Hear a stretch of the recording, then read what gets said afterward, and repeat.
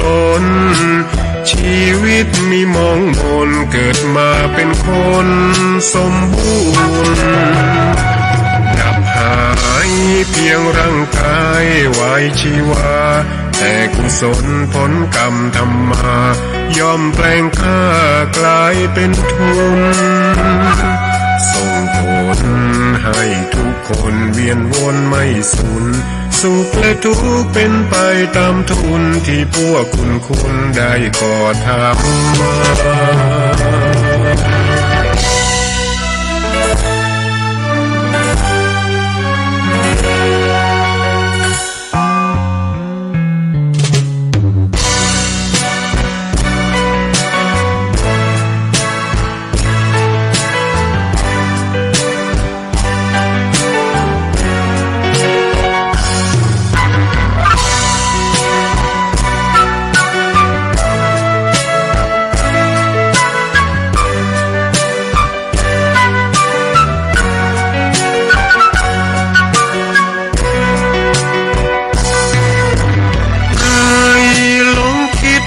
ติดอัตตาว่าใจแจ้งกำมลแม้นใครปลงได้คงสุขล้นชีวิตมีมองมนเกิดมาเป็นคนสมบูรณ์ดับหายเพียงร่างกายไว้ชีวาแต่กุศลผลกรรมทำมาย่อมแปลงค่ากลายเป็นทุนส่งผลให้ทุกคนเวียนวนไม่สูญสุขและทุกข์เป็นไปตามทุนที่พวกคุณได้ก่อทำมา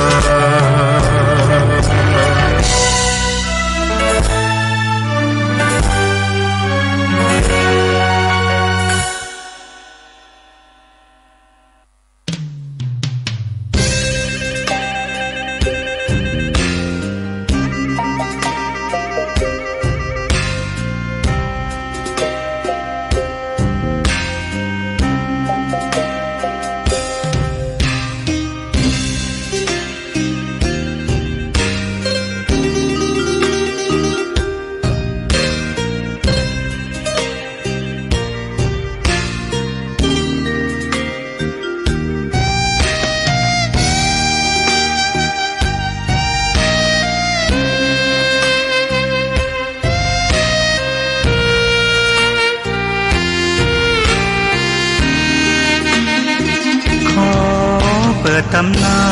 น1,300 กว่าปีแม่ชามเทวีสร้างพระเจดีย์ที่วัดดอยน้อยพร้อมเจดีย์โค้งอีกองค์เคียงคู่อยู่ดอยสลับก้อนหินใหญ่น้อยร้อยเรียงน่าอัศจรรย์พระธาตุสีทอง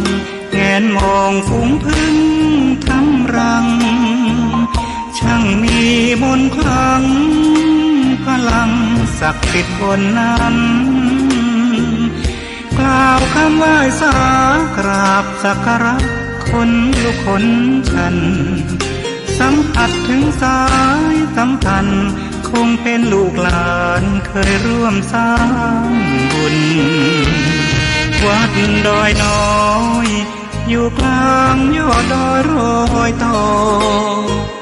อำเภอดอยหลอกเขตติดต่อป่าสางลำพูนเดินทางปลอดภัยจากเชียงใหม่หรือสายลำพูนยินดีต้อนรับนักบุญมาร่วมสร้างทานบารมีตี3 ตี 4เปิดสถานีฟังตุลุงยองนักเทศเสียงทองชื่อเสียงดังก้องทั่วฟ้าธานีตัวจริงเสียงจริงวัดดอยน้อยแม่ตามเทวีต้อนรับญาติโยมที่มีจิตศรัทธามาร่วมสร้างบุญ ญ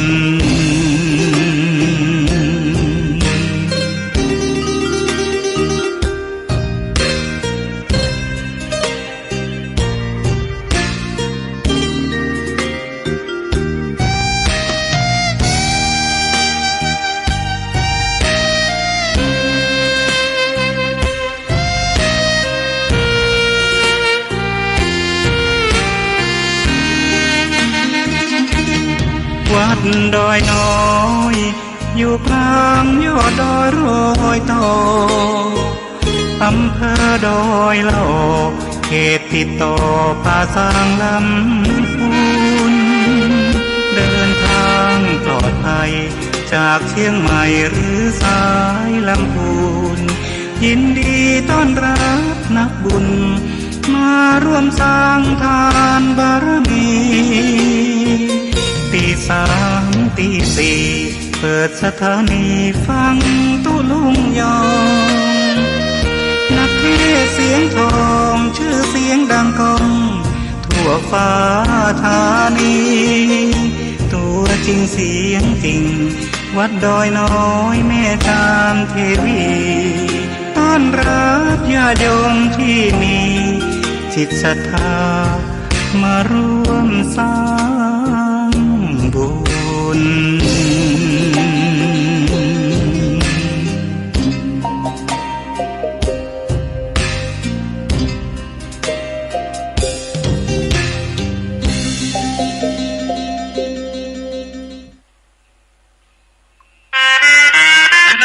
ครูบาอาจารย์พระนักจัดรายการสถานีวิทยุพระนักเผยแพร่เจ้าหน้าที่ผู้จัดรายการเครือข่ายสถานีวิทยุคลื่นสีขาวเพื่อชาวประชาขอเชิญพุทธศาสนิกชนนักศิลป์นักบุญทุกท่านร่วมทำบุญหล่อเทียนพรรษาประจำปี 2566 เพื่อสมทบทุนโรงเรียนทุ่งโป่งตำบลเมืองปานอำเภอเมืองปานจังหวัดลำปางและสถานีวิทยุเพื่อการศึกษาวิทยาลัยสงฆ์นครลำปาง FM 106.50 เมกะเฮิรตซ์ร่วมทำบุญแผ่นเทียนธรรมจักรแผ่นละ20 บาทหล่อเทียนพรรษาถวายวัดพระบาทอุดมตำบลเวียงอำเภอฝางจังหวัดเชียงใหม่หรือร่วมทำบุญตามกำลังศรัทธารอเทียนพรรษาจำนวน9 เล่มและถวายเทียนพรรษา15 หัววัดวันที่15 กรกฎาคม 2566 เวลา 8:30 นาทีถึง 17 นาฬิกา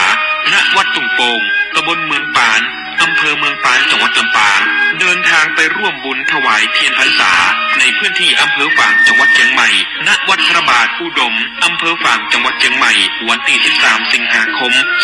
2566 เวลา 14 นาฬิกาสามารถร่วมทำบุญได้ที่ธนาคารกรุงไทยชื่อบัญชีโครงการพัฒนาการศึกษาโรงเรียนขนาดเล็กอำเภอเมืองปานจังหวัดลำปางหมายเลขบัญชี 536-303-4255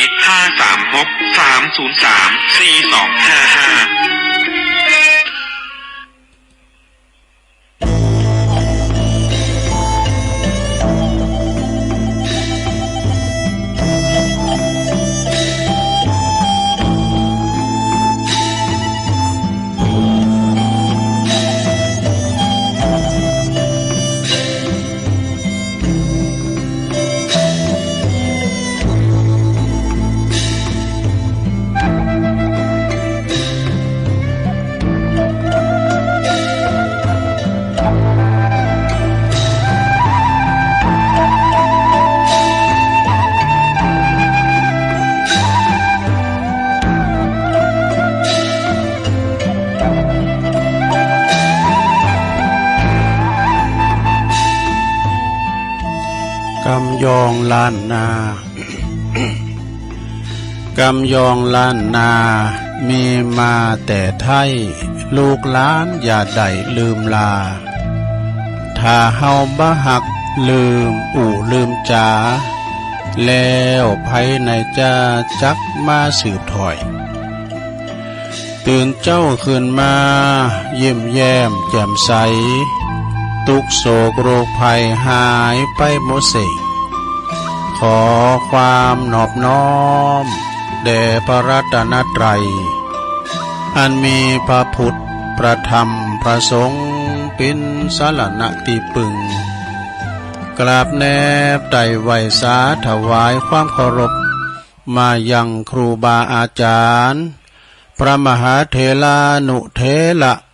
ตันเจ้าคณะพระสังฆาธิการ พระภิกษุสามเณรเจ้าจุโตนจุองค์กุวัดวาอารามพลอมตึงสำนักที่พักสงฆ์โตยเนอะขอความเจริญในธรรมเจริญปอนมายังบรรดาปอออกแม่ออกศรัทธาตันสาธุชนนักศีลนักบุญคุณดีทั้งหลายเนาะ บ่ว่าจะเป็นปอหลง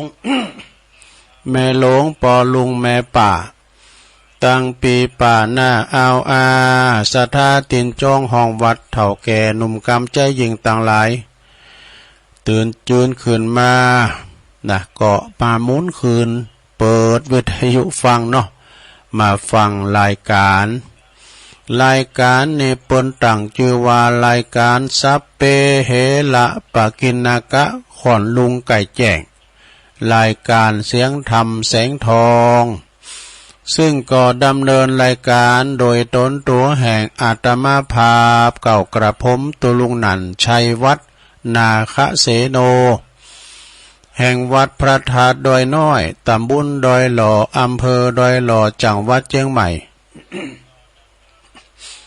มาปบมาปักกับปอออกไม่ออกยามค่ำคืนเนาะ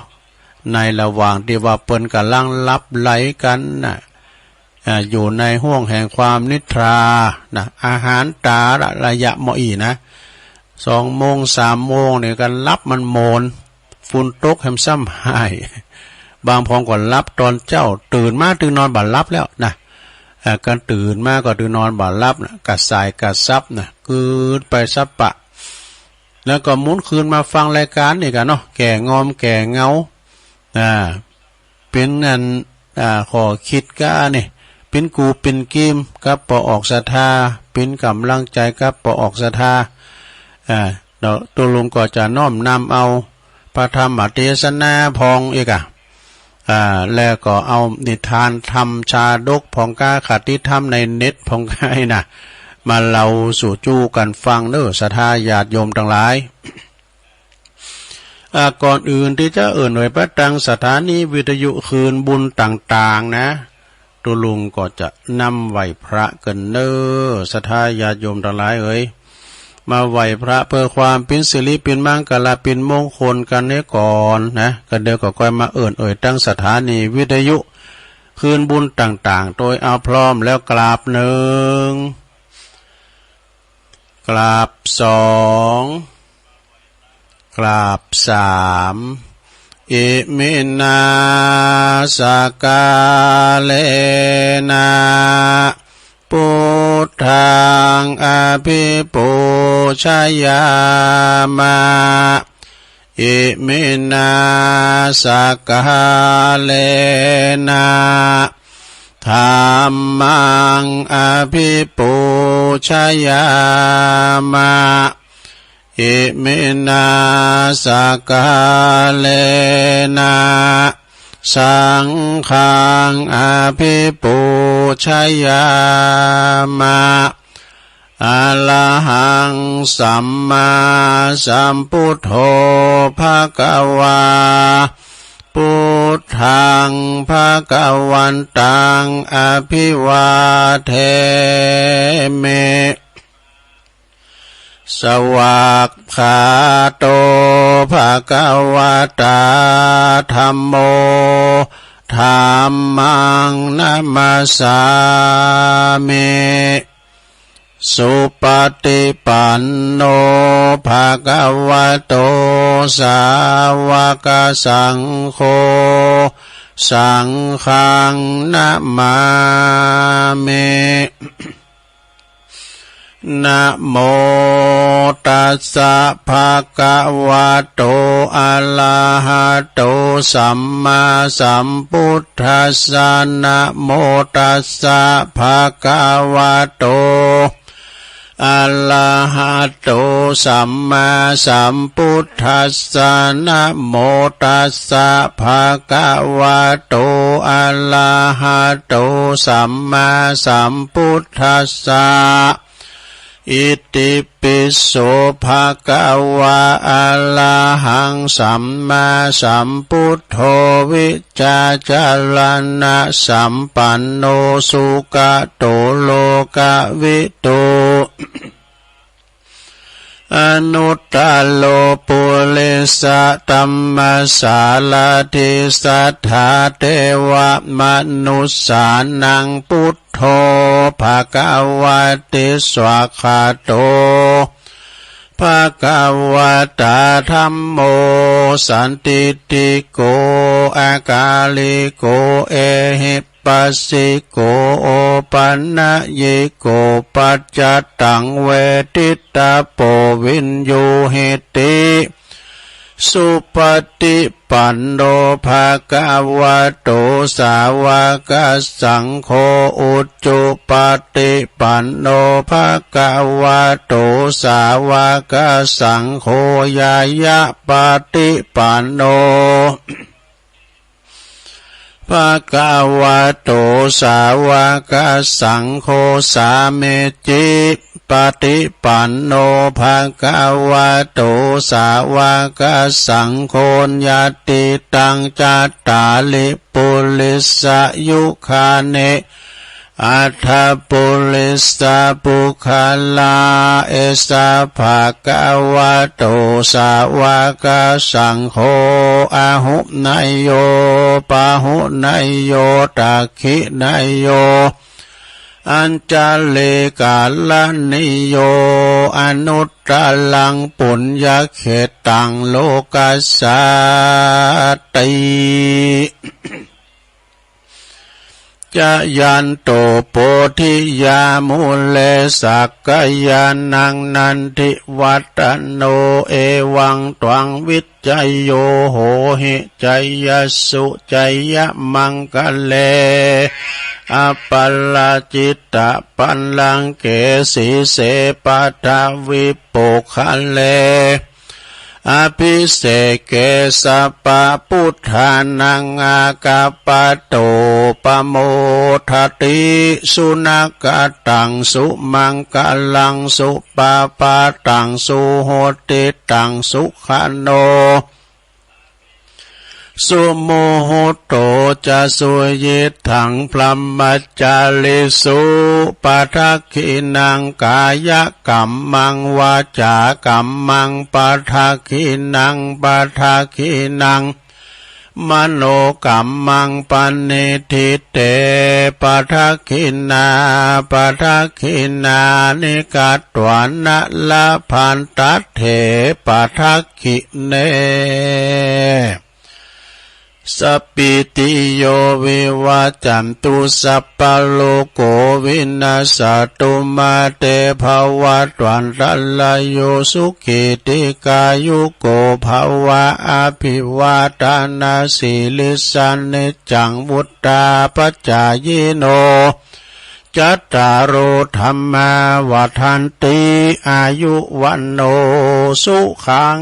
ปะลังเอาแล้วศรัทธาญาติโยมต่างหลาย ตัวลุงก็ปินเก้าปินโหนำส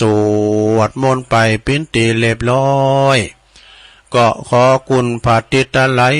รัตนะผ่านแผ่วตั้งพระแก้วเจ้าตั้ง3ประการเนาะจงได้ดลบันดาลมาปกป้องคุ้มครองรักษาวัดวาอารามขวงแก้วตั้ง3ตลอดถึงครูบาอาจารย์พระสงฆ์องค์สามเณรเจ้าอยู่กับวัดกับวา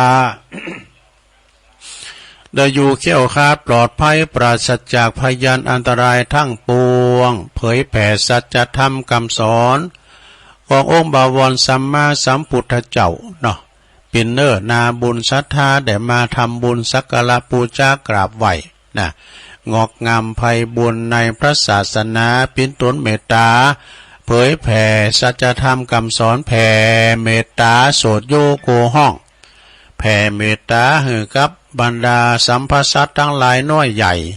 แล้วก็แผ่เมตตาให้กับปอออกศรัทธาติสาเข้าจังหันกันเนาะกูหอหลังคาเฮินให้อยู่ดีมีสุขเด้อก็ตุลุงก็ขอ ขอปอออกศรัทธาปอหลวงแม่หลวงปอลุงแม่ป่ามีสุขภาพพลานามัยสมบูรณ์แข็งแรงเนออยู่ดีมีสุขเป็นหล่มโพหล่มไส้ของลูกของหลานนะเป็นตื่ปรึกษาลูกหลานตันเต่าเยบ้าใจใส่บ้าถูกก็แน่นำเป็นเนติแบบอย่างเนาะก็ตุลุงก็ขอส่งกำลังใจไปให้อีปอยแม่ที่เดินเฮินไปไหนมาไหนบ้าใดนะติดต่างติดเตงเนาะเอาวิทยุเป็นกูนะลงเด้อเอานำทำคำสอนครูบาอาจารย์เปิดมาออกวิทยุเนี่ยฟังมันจะมีตลอดวันนะลงเด้อนะลูกหลานตันเต่าก็ดีเนอะจะขับรถขับลาออกคู่หมอโฮก็ให้มีสติก่อนสตาร์ทเนาะรถมันหนักมันหลายระวังตึงรถเฮาระวังตึงรถเปิ้นนะรถเนี่ยอย่างบินใจความระมัดระวังเนอะเดินทางแคล้วคลาดปลอดภัยทั้งขาไปและขากลับเอาแล้วตอนนี้ไปตุลุงจะเอ่ยไปตังสถานีเนอะในเครือข่ายที่เปิดหับสัญญาณในรายการธรรมะภาคภาษาย่องจงเวลาตี 3 ตี 3 ถึง 5 โมงเนอะขอบคุณสถานีวิทยุคลื่นพระพุทธศาสนาการศึกษาและวัฒนธรรมของวัดไฟหินเนอะตำบลสุเตปอำเภอเมืองเชียงใหม่ FM 104.50 เมกะเฮิรตซ์เนอะโดยเมตตาบารมีธรรมอาจารย์พระครูสมุวิศวัตวรกิจโจเปิ้นก็ลิงสัญญาณไปถ้าเมื่อพวกก้าตุลุงทองบอกกันเนาะแล้วก็ถ้าดับมาฟังเพลงอยู่จ้ะ แต่ฟังเพลงบักเก่าเพลงโบราณอยู่ก็ลุงเนาะปังคุณปนอนบ่าแล้วก็ฟังเพลงย้อนยุคสมัยอีปอปิ้นบ่าวสมัยอีแม่ปิ้นสาวเพลงอันนี้กำลังดังเลยนะเนาะย้อนยุคหรอขอบคุณสถานีวิทยุของคณะสงฆ์อำเภอฝางตั้งอยู่ที่วัดพระบาทอุดมนำบ่อสาวาสำนักวิปัสสนา FM 100.25 เมกะเฮิรตซ์เนอะโดยเมตตาบารมีธรรมหลวงพ่อท่านพระครูสุจิตานุรักษ์ด็อกเตอร์เจ้าคณะอำเภอฝางเนอะแล้วก็ขอบคุณตือปีจำเริญโชติธรรมโมท่านพระอาจารย์อมรเทพอุปสันโตอุดเถินตือปีโจอันนี้เปิ้นก็ลิงสัญญาณไปตามเมืองฝางไม่อายใส่ประการฟังกันหนักกันหลายนะหลวงเนี่ยฟังกันหนักกันหลายแล้วก็ขอบคุณสถานีวิทยุแดนดินถิ่นล้านนาตั้งอยู่ที่บ้านโฮงโงตำบลนำบ่อหลวงอำเภอสันป่าตองเนอะFM 103.50 เมกะเฮิรตซ์โดยคุณรุจิสมบัติเงาคำคืนนี้ก็ไปไกลขอบคุณสถานีวิทยุชุมชนคลื่นธรรมะของชุมชนวัดห้วยตองซักเนอะตำบลคงเป้าจอมตอง FM 98.75 เมกะเฮิรตซ์โดยเมตตาบารมีธรรมอาจารย์พระครูวาปีวรมานิตท่านพระอาจารย์ชวลิชยวังโสโซนไต่ซ้ายแต่ก็ฟังแต่เพลงมาเหมือนกันนะขอบคุณสถานีวิทยุมนเสียงธรรมอำเภอแม่แจ่มจังหวัดเชียงใหม่วัดบุพาราม FM 106.25 เมกะเฮิรตซ์โดยเมตตาบารมีธรรมหลวงพ่อพระครูมงคลวิสิทธิ์หลวงพ่อใหญ่เจ้าคณะอำเภอแม่แจ่มเน้อขอบคุณท่านพระประหลัดอุทัยตึง2อุทัยตัวนะครับเน้อพี่น้องแม่แจ่มฟังกันหลายเปิ่มโทมได้ขอบคุณสถานีวิทยุเน็กเนวเรดิโอ FM 96.75 เมกะเฮิรตซ์ต่างอยู่ที่บ้านโจงตำบลทุ่งกวาวห้างหุ้นส่วนจำกัดอนุสรณ์เรดิโออำเภอเมืองปานจังหวัดลำปางเด้อขอบคุณสถานีวิทยุชุมชนคนเหนือเขื่อนต่างอยู่ที่บ้านดงดำอำเภอฮอดจังหวัดเชียงใหม่ FM 90.75 เมกะเฮิรตซ์เด้อขอบคุณสถานีวิทยุเพื่อการศึกษาและพัฒนาอาชีพอาร์เรดิโอเน็ตเวิร์ก FM 103.00 เมกะเฮิรตซ์เนอะก็ตั้งอยู่ที่พุ่นชุมชนอันนี้เดี๋ยวสลัมไปกันFM 103.00 เมกะเฮิรตซ์อำเภอเมืองจังหวัดลำปางโดยคุณอนุพงษ์ตาจินนะเนอะขอบคุณสถานีวิทยุอาร์เรดิโอเน็ตเวิร์ก FM 99.50 เมกะเฮิรตซ์วิทยาลัยเทคโนโลยีเพื่อการจัดการกฟผ.แม่เมาะลำปางและก็ขอบคุณสถานีวิทยุน่านฟ้าเรดิโอ FM 103.25 เมกะเฮิรตซ์เนอะ อันนี้ก็เป็นคืนสถานีวิทยุสีคำเรดิโอเลยกันเนาะหนุ่มนาเหลืองแบบบรรณาเหลืองนองนะจังหวัดน่านโอ้ก็อันนี้เป็นลายนามสถานีแต่ละคืนเนอะที่เปิ้นลิงก์สัญญาณเปิ้นนะอันถามเฮามีเปิ้นตั้งหลายเนี่ยสถาเฮาก็บ่ได้ยินน่ะตัวลุงจะดีปานไทยก็ตามแต่ไม่ก่อมเข้ารายการเปิ้นน่ะตึกห้องสี่เหลี่ยมมิติผิวตัวลุงก็มาออกรายการก็ส่งกระแสเสียงสัญญาณไปที่แม่ข่ายใหญ่ที่วัดปากตั้งเจริญวัดปากตั้งเจริญนี่ปิ้นโหดจ่ายไปตังเมืองฟางไอ้กะจ่ายไปตังองค์คาลงในเมืองจ่ายไปได้แม่แจ่มเมืองลี่ไอ้นะอันนี้ก็ฟังกันไปศรัทธาญาติโยมทั้งหลายก็มาพบกันในวันนี้ก็ ตรงกับวันพฤหัสวันพฤหัสบดีตี22แล้วกะเนาะ22มิถุนายนพุทธศักราช2566เข้ามานี่นะลงเนอะมาพบมาปะกันวันนี้เป็นวันนั้นพฤหัสบดีนะมีบุญแถมวันนะลงเนอะมีบุญอย่างใดตุมีบุญที่เฮามีลมหายใจอยู่ยังหูคิงยิกยังเจ็บอยู่นะ ยังมีบุญแถมอยู่นะสราญาติโยมทั้งหลายยังจะดังสู่ชีวิตกันต่อไปชีวิตไม่สิ้นก็ดิ้นกันไป เสาะเบหาเงินไปเบหอยเงินคำมันหายเข็มสราบัญญะบัญญังใจจ่ายอันที่มันสำคัญเนาะตีคนจ่ายจะไปจ่ายสลุยสุไล่ เก็บงำเข่าของเงินคำกันไว้นะเอาละตอนนี้ไปเอาขอคิดผู้ที่ทำคนเดิมมาก่อนเนอศรัทธาเปิ้นว่าจะได้เปิ้นก็ว่าข้อหนึ่งที่เฮาเห็นหูจากการตื่นขึ้นมานี่ทุกเจ้าของชีวิตนี่นะศรัทธาแตกตื่นมื่นตามาแล้วคือถ้าเฮายังหายใจและสบายดีถือว่าเป็นความโชคดีของชีวิตเนอะ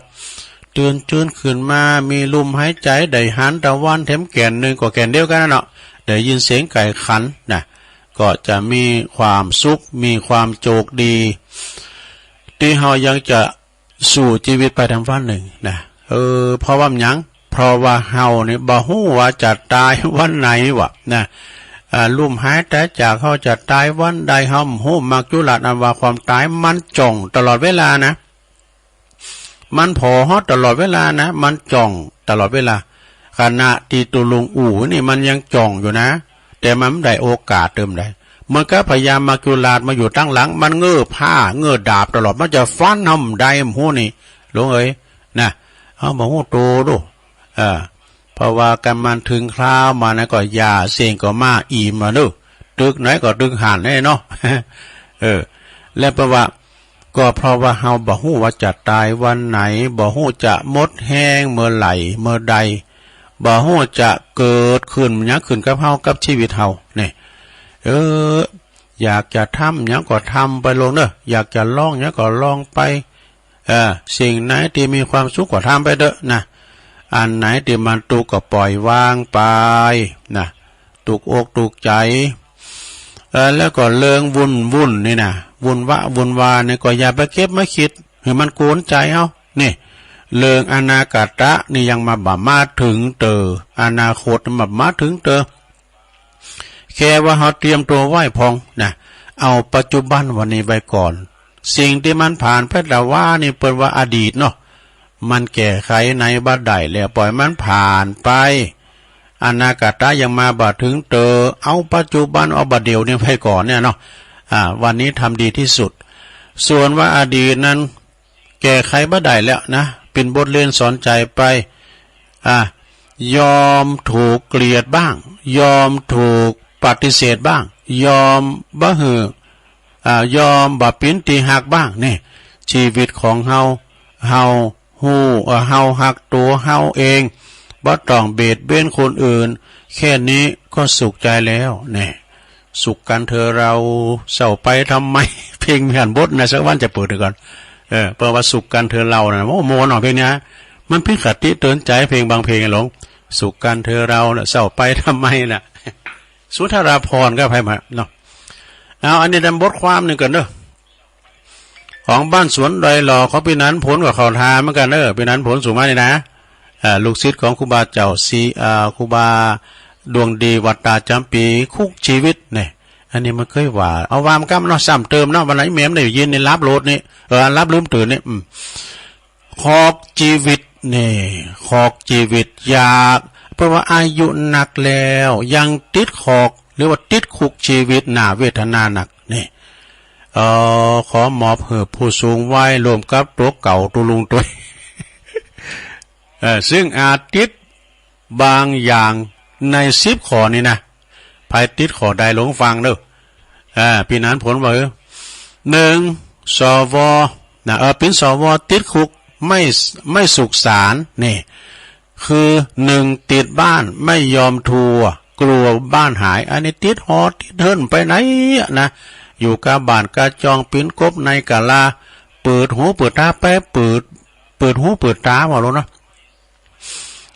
ไปแน่ด้วยกันเขาอย่างนั้นเขาต้องโทรมาให้แม่เดี๋ยวก็ถูกก็อันโทรนี่ว่าเราก็ห้องไปเอาบ้านส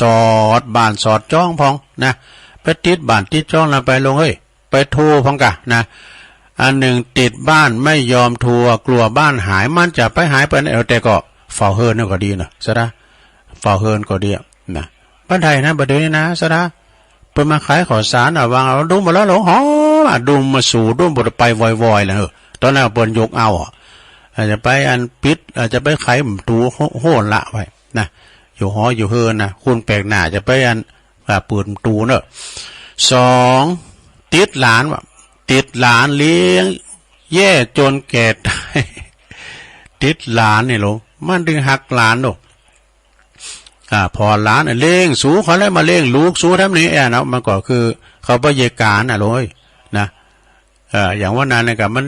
เพิ่นยังใจได้อยู่เอาไว้พอล้านเนี่ยเอาเขาล้านใหญ่แล้วปวดปินตีเป็นลูกกอล์ฟละสวิงไปจัดการ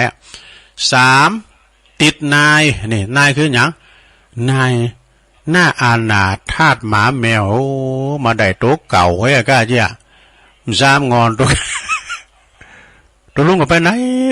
นะมาเป็นโหงบัดตูนเขาแท้อีแล้วเขานี่ถ้าอีเอลกดอะไรเอลกดมันก็มันมาหันเฮานะมาน้อยมันก็มันไม่ลุกแล้วนะก็มันหกบ้านเนี่ยมันเอลกดบ้านเอาใส่จิ๋วอีเอลกดมันติดมาแมวซะได้ตุลุงนี่การว่ามีโหปลาทูก้ามีหยังก้าเนี่ยตะตุ่มเอาขอยินบองก้าเนี่ยเขาพอดนี่นะแล้วก็เอาเศษอาหารปองก้าเป็นจีนทอทำเดินนะเอาใส่มากินหมดแหละนะม้ามเดี๋ยวนี้การทำอันนี้มันกินนะลงม้ามก่อนเนี่ยบอกเอาเข่าโค้งปุ๊บกันตกใส่ซ้ายมันยังกาไปกินอยู่นะสมัยมันเป็นละอ่อนเนาะกินหมดอะเดี๋ยวม้าสมัยนี้วันนั้นหลวงพ่อบาเพชรมันมี2 ตัวอันตัวพูดชื่อบาเพชรแล้วตัวอีกคนชื่ออีพอยบาเพชรมันไม่สบายไปฉีดยาเสียงปันปลายลูกไปฉีดยามาแล้ว6อันแลนลิ่นกันบ้านเป็นว่ายาหมาเนี่ยแปลงเลยยาขุนจ้าโอ้ถึงไหนเดี๋ยวอาทิตย์นายหน้าอาณาธาตุหมาแมวแล้วก็4คือติดต้นไม้ในสวนบ้านสวนในบ้านแต่กันเนาะ5ติดงานจนวันนี้ไม่มีแผ่วงานหนักงานร้ายลง6ติดหมอนัดทุกวันอยู่นั่นแล้วแต่กะหมอนัดทุลุงก็เดินหน้านี่ครับนะหมอนัดปัดนัดไปเอายากะเนาะไปหมอนัดพี่ย่าลงเปิ้นหืบมาเอาก็เอามันจะได้เสียงสตั้งดูเปิ้นหืบมาเอายาก็ไปเอาไว้จะเป็นละยานะลงเนอะทุลุงนะติดทุกอย่างแบบก่อนเนี่ยบ่รู้มันได้เข้าคงยาสักเตอนะมาอยู่50ปลายนะอัน60ปลายเนี่ยมีมอมาลงเด้อกันมันพิษเนี้ยก็รักษาสังขารถาดขันไว้ดีๆอันใดมันดีกินอย่าไปกินมันพิษน้ำปูหน่อย6ติดหมอนัดทุกวันอยู่นั่นแล้วกันหมอนัดก็ไป7ติดแกวกับคนป่วยช่วยดูแลไปไหนบ้านใดก็พอคนป่วยเนี่ย พอคุณป่วยนะคุณหอคุณเฮาป่วยก็พอกันพอค่อยดูแลนะหลวงเนอะเป็นละกัน8ติดห่วงลูกห่วงใยไม่ให้เที่ยวไปแอวไหนเนอะอยู่เฮ้อเนี่ยไอ้นะ9ติดเหนียวกลัวเงินหมดจะอดแย่เก็บงามไว้รอสตางค์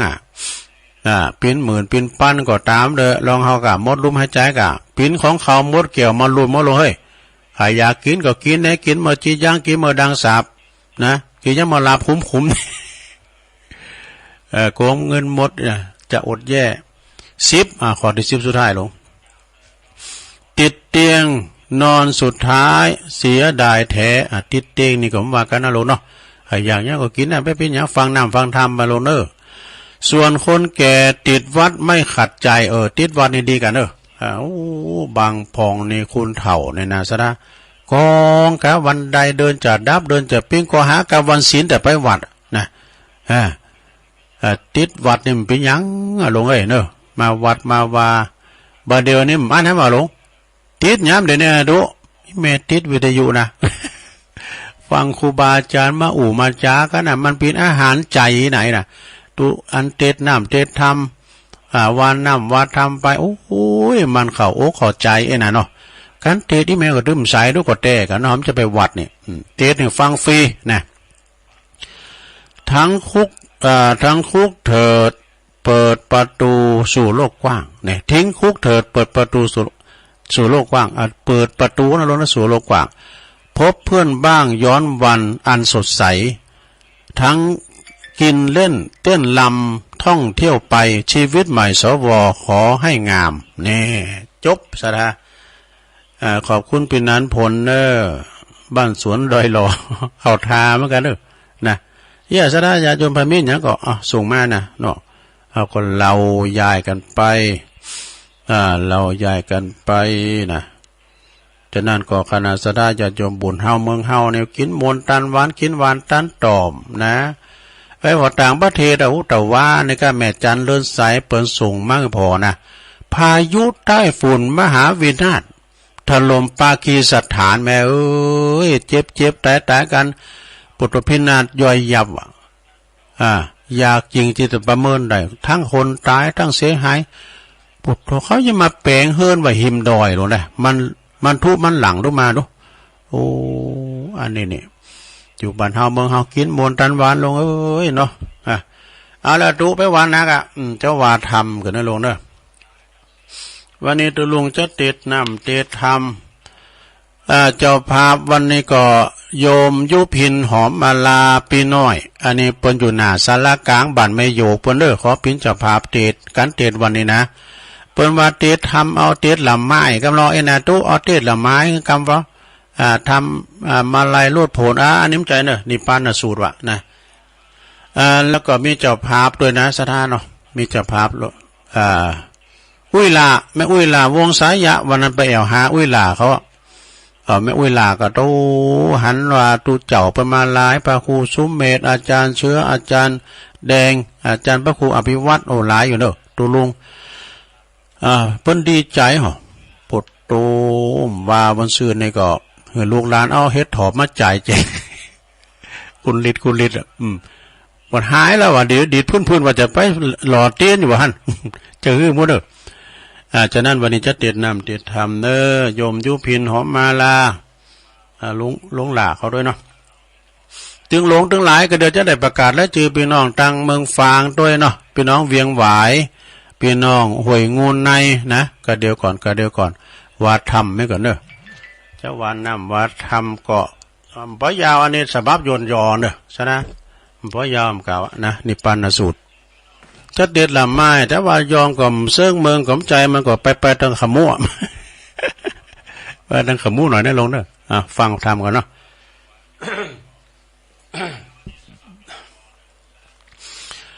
นะโมตัสสะภะคะวะโตอะระหะโตสัมมาสัมพุทธัสสะ เอวัมเมสุตังเอกังสามายังพังกาวาสาวัตติยังวิหัลลติเจตวันเนอนันตาปินติกัสสะอาลัมเมอัตถโกสาวัตติยังวาสิโนมนุสาสัตตกามิโนโหตุสาทโว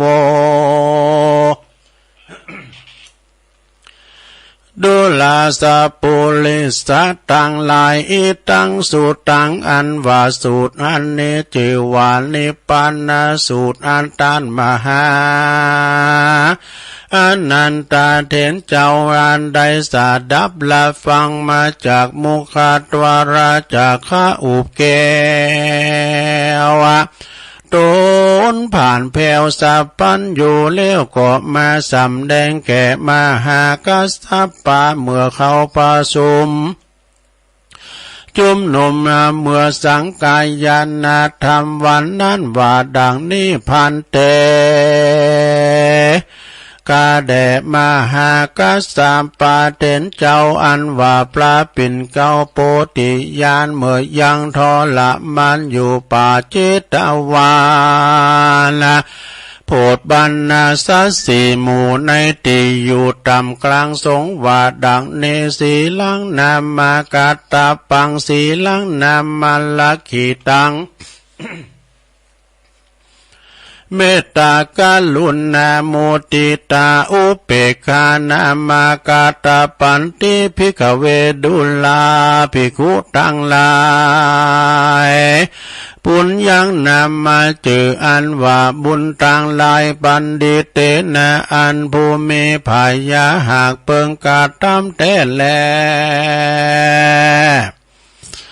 ภิกขเวดุลาภิกขุทั้งหลายเหตุดังเลือและพระตถากาตกล่าวว่าเฮตันรักษาศีลและภาวนาอันจา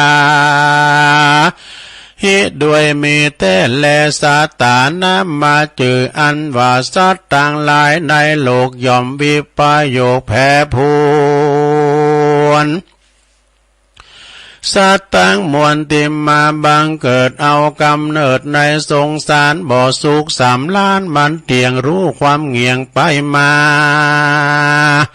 ย่อมมีจันลาเท่าแก่และตายไปปาการหนึ่งไปบ่อาจกฎหมายลู่ได้ยังปีเดือนวันยามตายเต่ามีแต่องค์พระมุนีนายสัมมาสัมพุทธเจ้าและอริยสงฆ์โคดเงาอัลลาหันตาเหตุนี้ต้านภูมิภายาจงพิจารณาที่แม่นรู้แจ้งตีเป็นแก่นสารคือสันละเขาของใจเตตานะเปื่อตัดมาเชลาตำกรรมท่านนี่อันจักใดเป็นติอุปาตมเป็นป่าไทยอย่างคือเขาห่อเป็นสาเบียงต่อต่างไปคงฝ่ายหาปัจจัยทั้งสี่เฮแมนติของธรรมอย่าหลบอำนำมาจุกจ่ายอย่าฆ่าสัตว์ตัดชีวิตง่ายเมื่อตูนตานะ ตกแต่งเฮเดงามมาปานิตามจาริตกองธรรมนั้นเตอภาการหนึ่งอาลาเฮเอาแก้วตั้ง3เป็นตีเปิงบทลำเปิงนั้นว่าพุทโธเมนาโธธัมโมเมนาโธสังโฆเมนาโธดังนี้ไปเตอภิกขเวดุลาภิกขุต่างหลายปุกลาผู้ใดมีศีล5 ศีล8 ศีล10รักษาภาวันนาไปใจก็จักมีอานิสงส์ใดหาประการดังพระจินนามานหากเตสนาวายว่าสุขังสุปาติสุกังปาติปุญจันติปานาปาปากังสุปินังปัสสาติมนุสานังปิโยโหติอะมนุสานัง ปิโยโหติเทวตาลกันตินัสสังอาเกวาวิสังวาตุวราตังอาจิตังสัมมาทิยาติมุขวันโนวิปัสสิตาติอาสัมมุลลาเหกาลังกัลโลติอุตตาเลงอุปาติวิจันโตลาพรหมโลกุปะโกโหนติอัตถกาถาอันนี้อานิสงส์ที่จะไขว่าปุกกลาผู้หนึ่งผู้ใดเอาเมตตาเป็นที่เปิงจำเลินธรรมนะจุคืนวันบ่ขาดยามลับก็หากเป็นสุขเลือนลายตื่นขึ้นมาก็สบายจมจืนบ่ฟันหันไล่หือตื่นตกใจแม้นไปตีตังใดก็มีผู้โหมรักใครพงผีวิสาดน้อยใหญ่ปิยาแปลงเทวดาเตรียมแฝงวงแวดฟ้าวะไฟยาพิษและหอกดาบนั้นเล่าบ่คาหือตายจิตใจมุ่งหมายเป็นสมาธิได้เลี้ยวด่วนใบหน้างามแหลบล้วนผ่องผิวสายสติก็บ่ลงไหลเมื่อกาทำกาละมอลนาดกันสมปานยังบ่อาจถึงมกาพลาพลย่อมมีจันพรหมเป็นติไปบังเกิดอันนี้เป็นอานิสงส์อันล้ำเลิศแห่งเมตตาเอกาสารวม11 ข้อกล่าวโดยอัญญอปอเป็นติเข้าใจความนี้แหละนาภิกขเวดุลาภิกขุทั้งหลายปุกกัลลายิ่งใจภูมิมีปัญญาปาฐานะใครถึงสุขอันมีในเมืองคนและเมืองฟ้าทันลาบฝั่งกัมนาคือเนลปานปากันพระกอบไปด้วยธรรม5 ประการคือ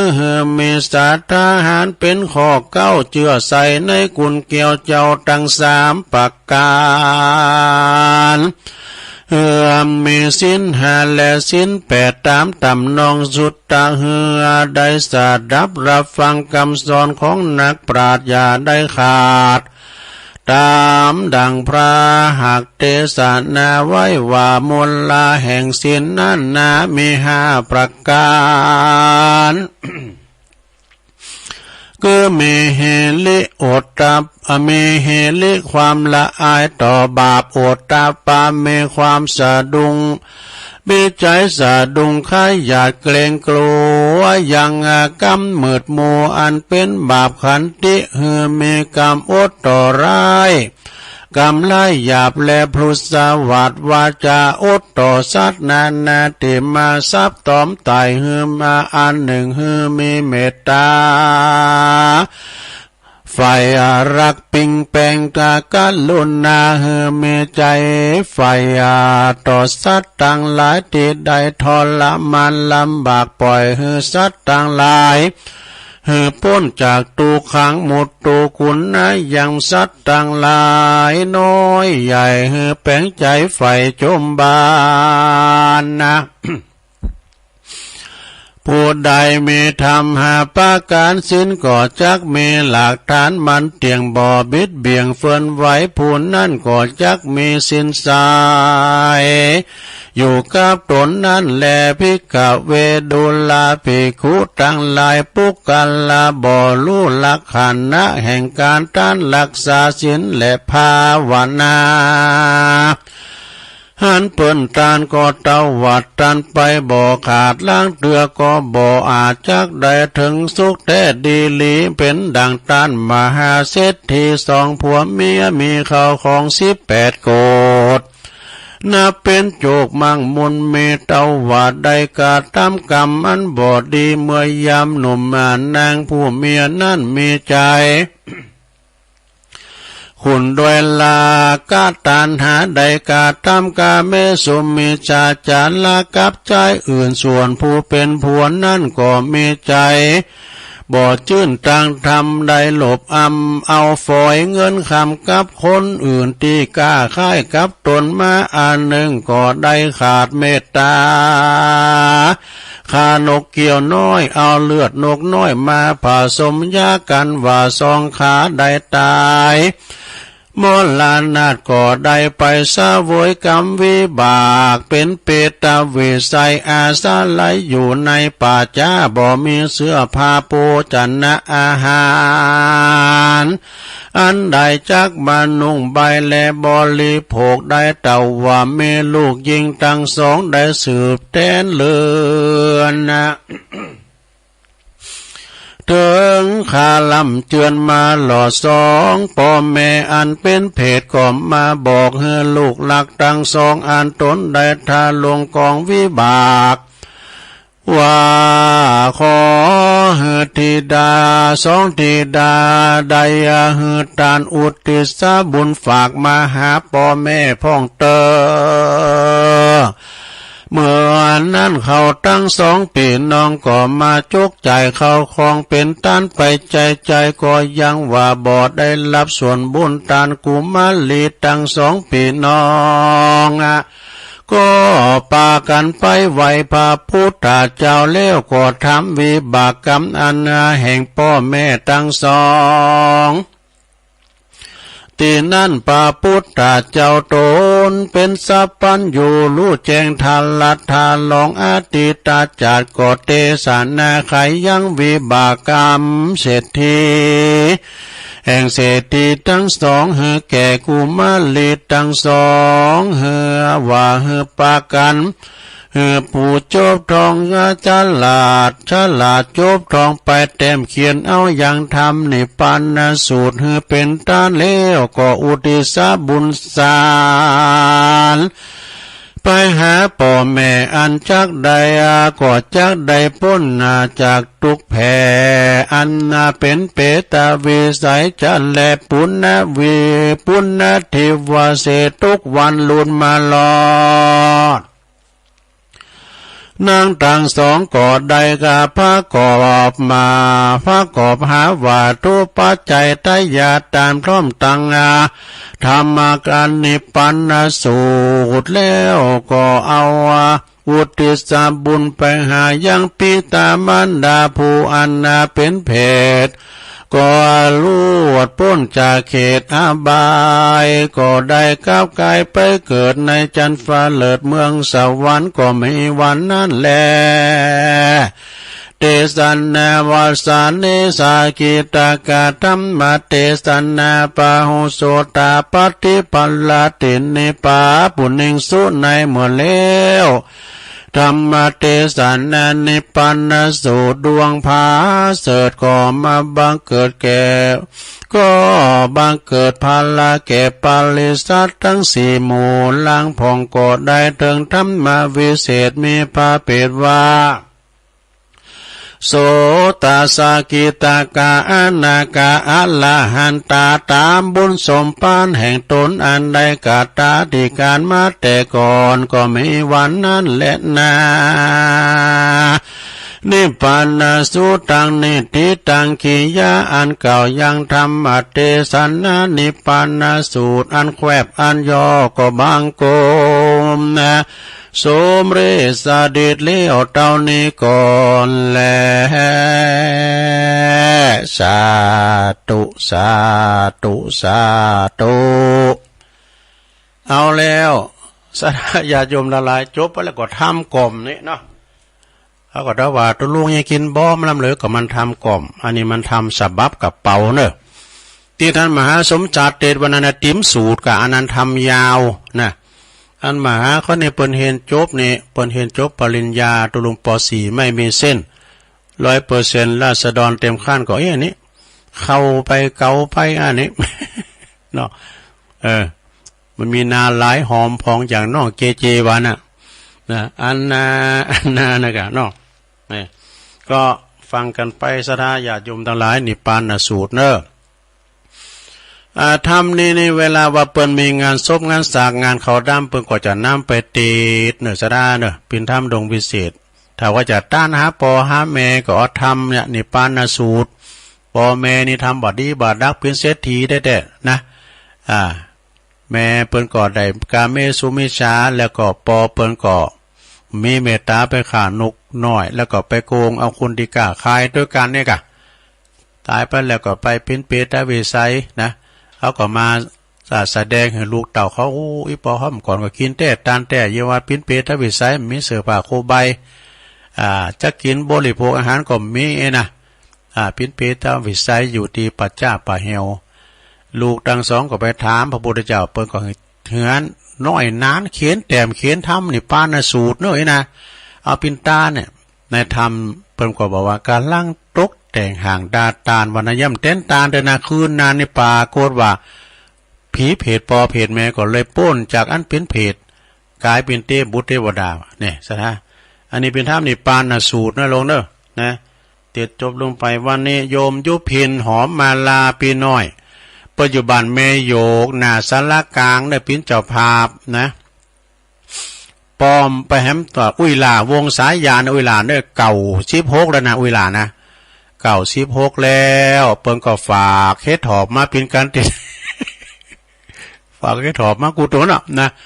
กูโตตูเจ้าครูบาอาจารย์เปิดไปเอาในทีมเฮิรนเนี่ยเนาะ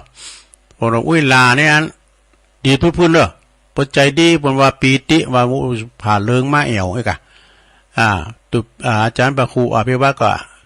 โอ้ยลองปิ้นตาเราปิ้นตาก็บินลังตามเลย บินลังตามเลยเอาปอนตึงหลงก่อนนะลงเด้อเดี๋ยวตึงหลงก็จะว่าอันอื่นไปแถมเนาะเรานี่ทานพองขัดที่ทำพองไอ้กันนะเอาปอนกันให้กันเด้อ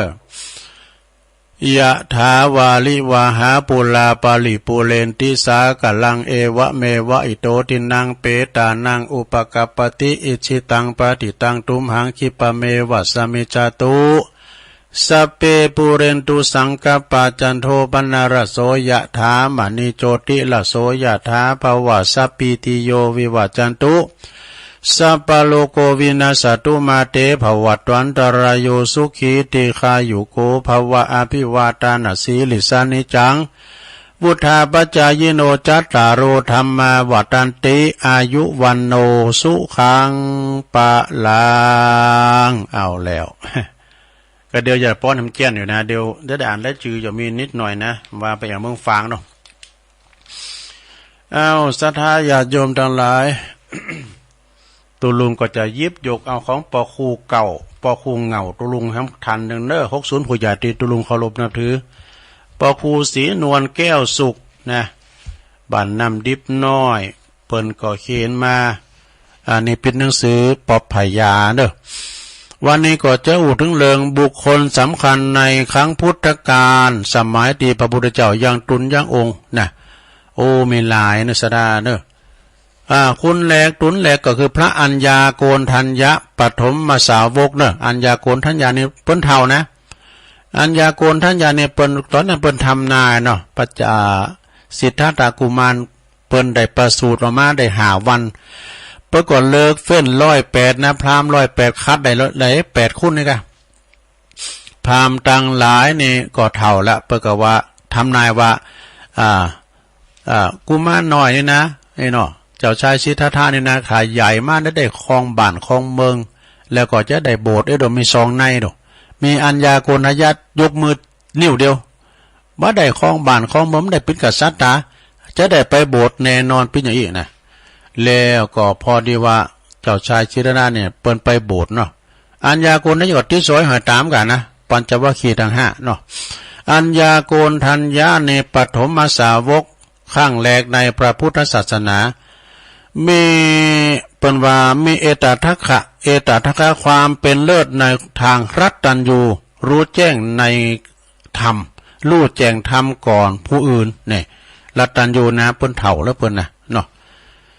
2พระสารีบุตรนี่สารีบุตรนี่ก็อัครสาวกเบื้องขวานะหลงเนาะมือขวาของพระพุทธเจ้าพระสารีบุตรนี่เอตทัคคะความเป็นเลิศในทางปัญญามีปัญญาหนักเนอะพระสารีบุตรนี่นะซะนะแล้วก็โมคคัลลาละ3พระโมคคัลลานะอัครสาวกเบื้องซ้ายในปวดตัวอันเอตทัคคะในความ เป็นเลิศในมีฤทธิ์มีเดชนะโมคคัลลาพระโมคคัลลานี่สามารถที่ว่าเหาะเหินเดินอากาศดำดินลุงไปหมอนนรกไปดับเปลวไฟหมอนนรกได้นะ นะพระโมคคัลลานั่นนี่นะเปิ้นมีทางมีฤทธิ์นะมีฤทธิ์มีอำนาจปราบอันยักษ์กับได้หมดอ่ะนะถึงที่นี่มาเปิ้นก็ต้องตายโดยโจร500นะโจร500มาแว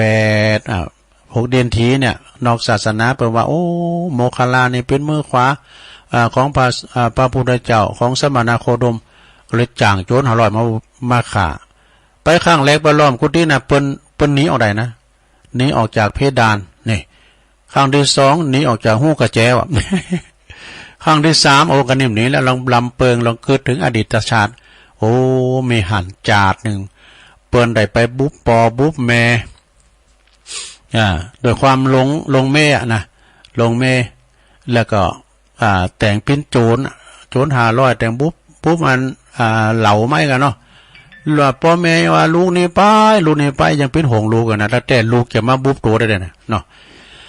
ปรากฏเลยถูกโจร500บุบจนว่าดูละเอียดเป็นข้าวสารนะเป็นเม็ดข้าวสารแล้วต่อไปซะนะ5 พระอานนท์เนี่ยเป็นโอรสของพระเจ้าสุกโกธนะนะเปิ้นมีเอตทัคคะในทางเลิศทางอุปถากเนอะปฏิบัติหับใจพระพุทธเจ้านะพัดวีอยู่เบื้องหลังตลอดพุทธอุปถากนะแล้วก็จำความได้นะพระพุทธเจ้าไปเตติไหนก็ดีเปิ้นไปโดยปิกมาแล้วพระเจ้าต้องทบทวนการเตนมาให้ท่านพระอานนท์ฟังคำนะเป็นเลขาประจำพระพุทธเจ้านะพระอานนท์นี่นะ5 พระศิวลีอันนี้สำคัญหน่อยนะพระศิวลีนี่ก็เป็นโอรสของพระนางสุปาวาสาเอตทัคคะเนี่ยมีความช่ำชองมีความที่ว่าเลิศในทางลาบมากนะมีลาบถ้าว่าบ้านได้บ้านแห่งเมืองแรงนี่นะสมัยแต่ก่อนพระพุทธเจ้าจะนิมนต์พระศิวลีเนี่ยไปปรากฏว่าบ้านนั้นเมืองนั้นก็จะจุมเนอยินใจโดยเขาของเงินคำสัมปตินะเพราะว่าเปิ้นเลิศในทางมีอันเนี่ยกะเลิศในทางอันมีลาภสักการะหนักเนาะอันนี้ก็จบไปมาอีกก่อนเนาะสดาเนาะอันนี้ของพ่อครูศรีนวลแก้วสุขครูดีเด่นจังหวัดลำพูนอุบาสกดีเด่นของจังหวัดสิงห์บุรีเปิ้นไปปฏิบัติธรรมพุ่นน่ะศูนย์ผู้สูงอายุดีเด่นจังหวัดลำพูนพ่อดีเด่นระดับชาตินะผู้สูงอายุดีเด่นระดับชาติคุณธรรมดีเด่นระดับชาติเนาะนี่หลายอย่างเนาะปอครูเก่าปอครูเหงานะตัวลุงต่อไปเอาเรานิทานสักเรื่อง2 เรื่องนะลุงเนาะยาวเหมือนกันนะ2 เรื่องเนี่ย เยอะว่าไปสดาเนาะมีบทมีตอนยังสักอย่างแลมเท่าความเนี่ยอันใดเอานิมายกรรมนี่เกินเนี่ยที่ใส่ตัวลุงเนี่ย เจ้าเรื่องความสุขนะเรื่องพระภิกษุ500 องค์ไปสนทนากันว่ายังเป็นความสุขอีนะอันนี้มาในชาดกเนี่ยคืออยู่มาวันหนึ่งตุเจ้าตั้งหลาย500 องค์นะพระภิกษุ500 องค์500 องค์นะก็มาโจทนากันมาอู่กันในธรรมสภามานั่งสนทนากันในหอประชุมใหญ่ว่านี่แหละท่านทั้งหลายยังเป็นสุขในโลกนี่นี่นะบางพองก็ต่อว่าขืนชื่อว่าความสุขเสมอโดยความสุขพินพระราชาบ่มีเด้อนะก็ความสุขก็เฮาก็พินพระเจ้าแผ่นดินกะเนาะมีอาทยาแล้วก็เฮาพวกของไผ่เมืองอันนี้มีความสุขที่สุดพินพระราชาพินพระยาเจ้าเมืองนี่นะเนี่ยบางพองก็ว่าพินพระราชานี่มีความสุขบางพกนะสาธุจับก็โจทย์นะกันว่าจือว่าความสุขเสมอโดยความสุขในทางกามารมณ์บ่มีเด้อเนี่ยคือว่าอันนี้ขึ้นว่าจะมีความสุขกับกามารมณ์หนักเลยว่าแต่บางพนนะก็ขึ้นจือว่าความสุขนั้นเสมอโดยความกินนี่กินอันยังเอาลำอะไรมักอะไรกินอันกินลาบขมมา กินแกงเห็ดถอมาเนาะ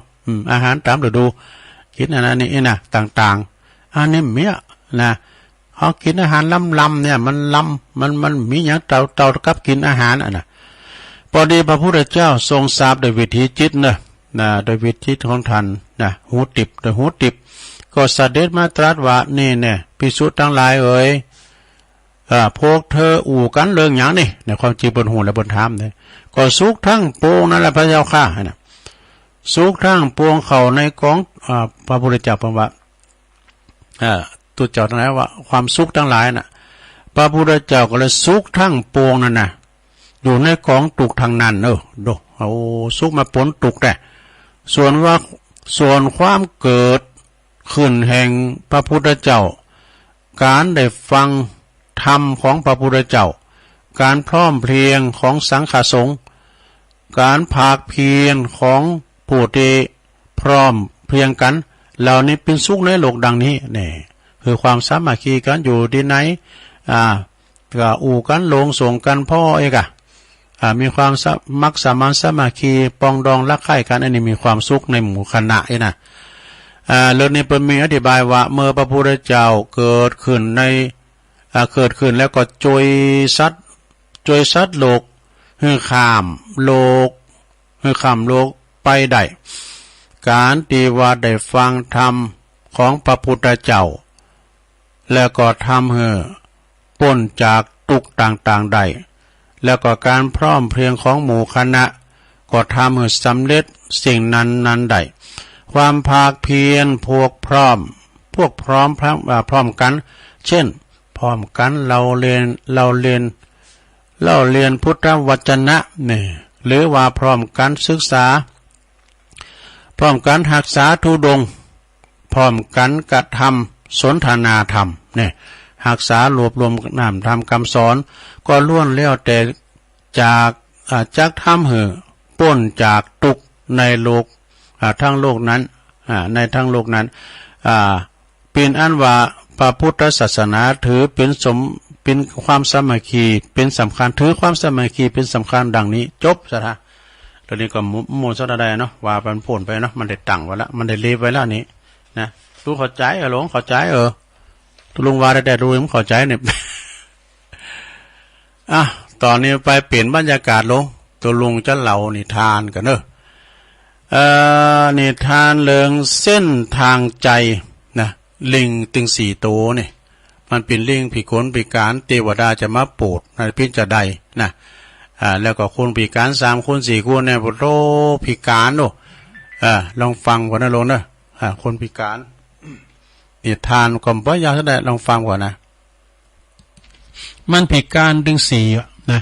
แล้วก่อนนี้ตุลุงก็ได้ฟังเพิ่นมาทำกรรมนะ4สหายนะพิการต่างๆกัน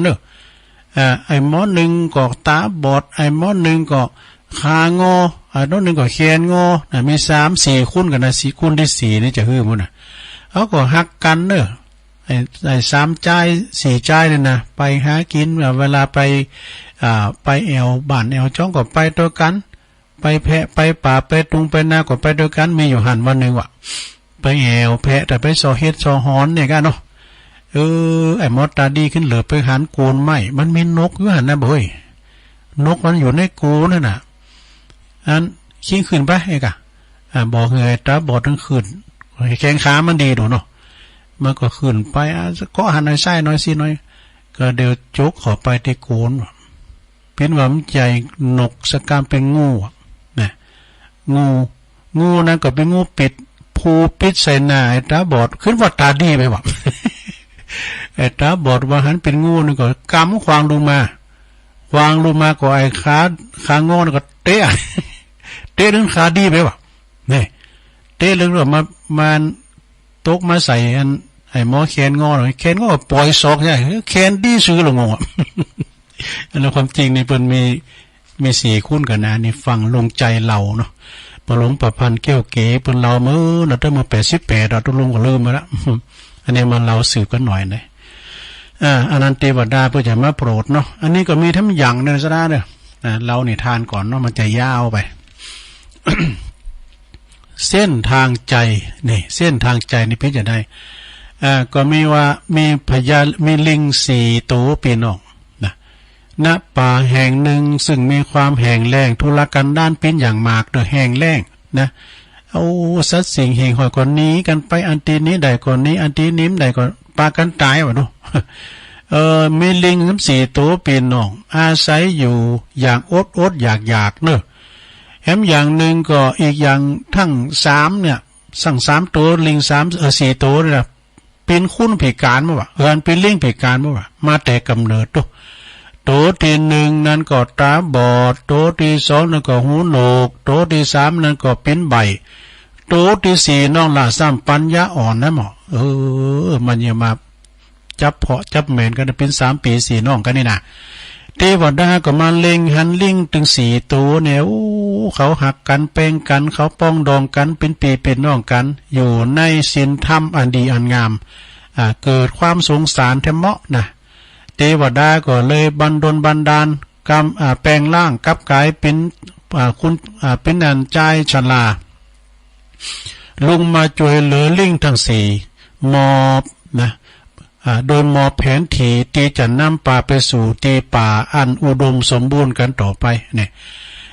เทวดาก็เลยกำชับว่าเจ้าจงจำข่าไว้นะเจ้าจงจำกรรมของข่าไว้เนอะคนตั้งที่จะไปเนี่ยนะมันเป็นคนตั้งที่เจ้าว่าไก่ก่อมไก่เจ้าว่าไก่ก่อมไก่แต่ว่าตลอดสิ้นตั้งนี่นะมันจะมีมารคอยหลอกคอยหลอกพวกเจ้าอยู่เพลินกับสิ่งในสิ่งต่างๆเนอะเนี่ยมันจะไม่มานมาหลอกล่อว่ะแต่คุณที่มีจิตใจมั่นคงจิตใจที่สูงต่ออันเนอะที่แนวแน่นั่นนะที่จะไปหอดในป่าที่นี่ได้นะจากนั้นก็จะไปยาช้าอยู่ลายยาช้าอยู่ยายโอ้เป็นอีกเก้ไปแล้วเมื่อใจชลาบอกแล้วเนาะจบแล้วก็จากลิงทั้ง4นั้นไปลิงทั้ง4นั้นก็เริ่มต้นในการเดินทางอย่ารอช้า มินิเก้ในวันแรกเนี่ยการเดินทางก็วันแรกก่อนมีอุปสรรคขวางน้ำขนาดในวันแรกนั้นก็ออกเดินทางไปที่ป่าลกทึบล้างเนี่ยป่าทึบแต่ก็กับว่ามีผลหมากหลากไม้หลายชนิดเป็นตุนว่าตุนเล่นก้ามลำไยก้ามอย่างไรกองกูได้วะเป็นกองวะผลหมากหลากไม้มีเพียงขันเน็ตมั้งเมื่อลิงทั้ง3 ตัวนี่มันตาดีหรอก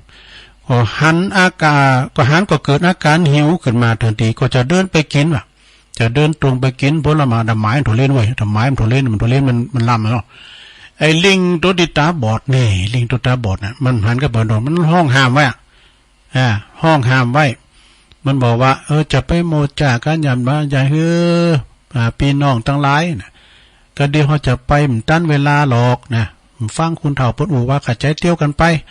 ลิงทั้ง3 ตัวก็ได้สตินะแล้วก็เดินทางกันต่อไปนี่ในกินถั่วเล่นสิครับ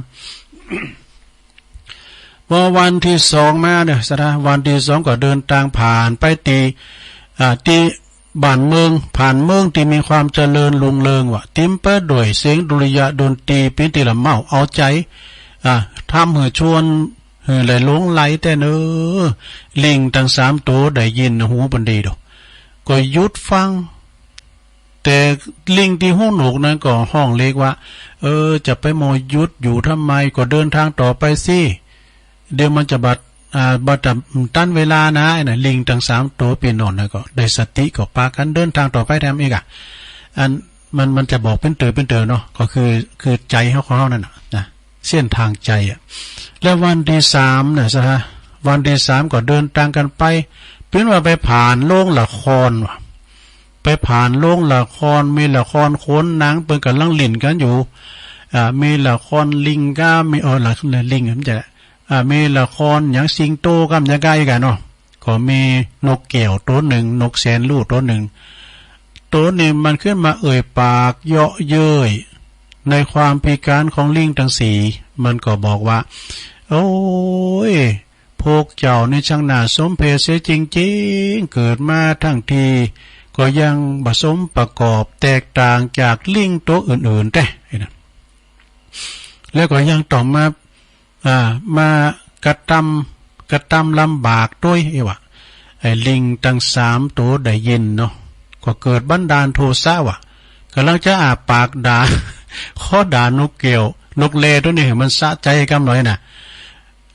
ก็เดี๋ยวน้องตัวเป็นบ่ายแล้วแบะแบะแบะแบะ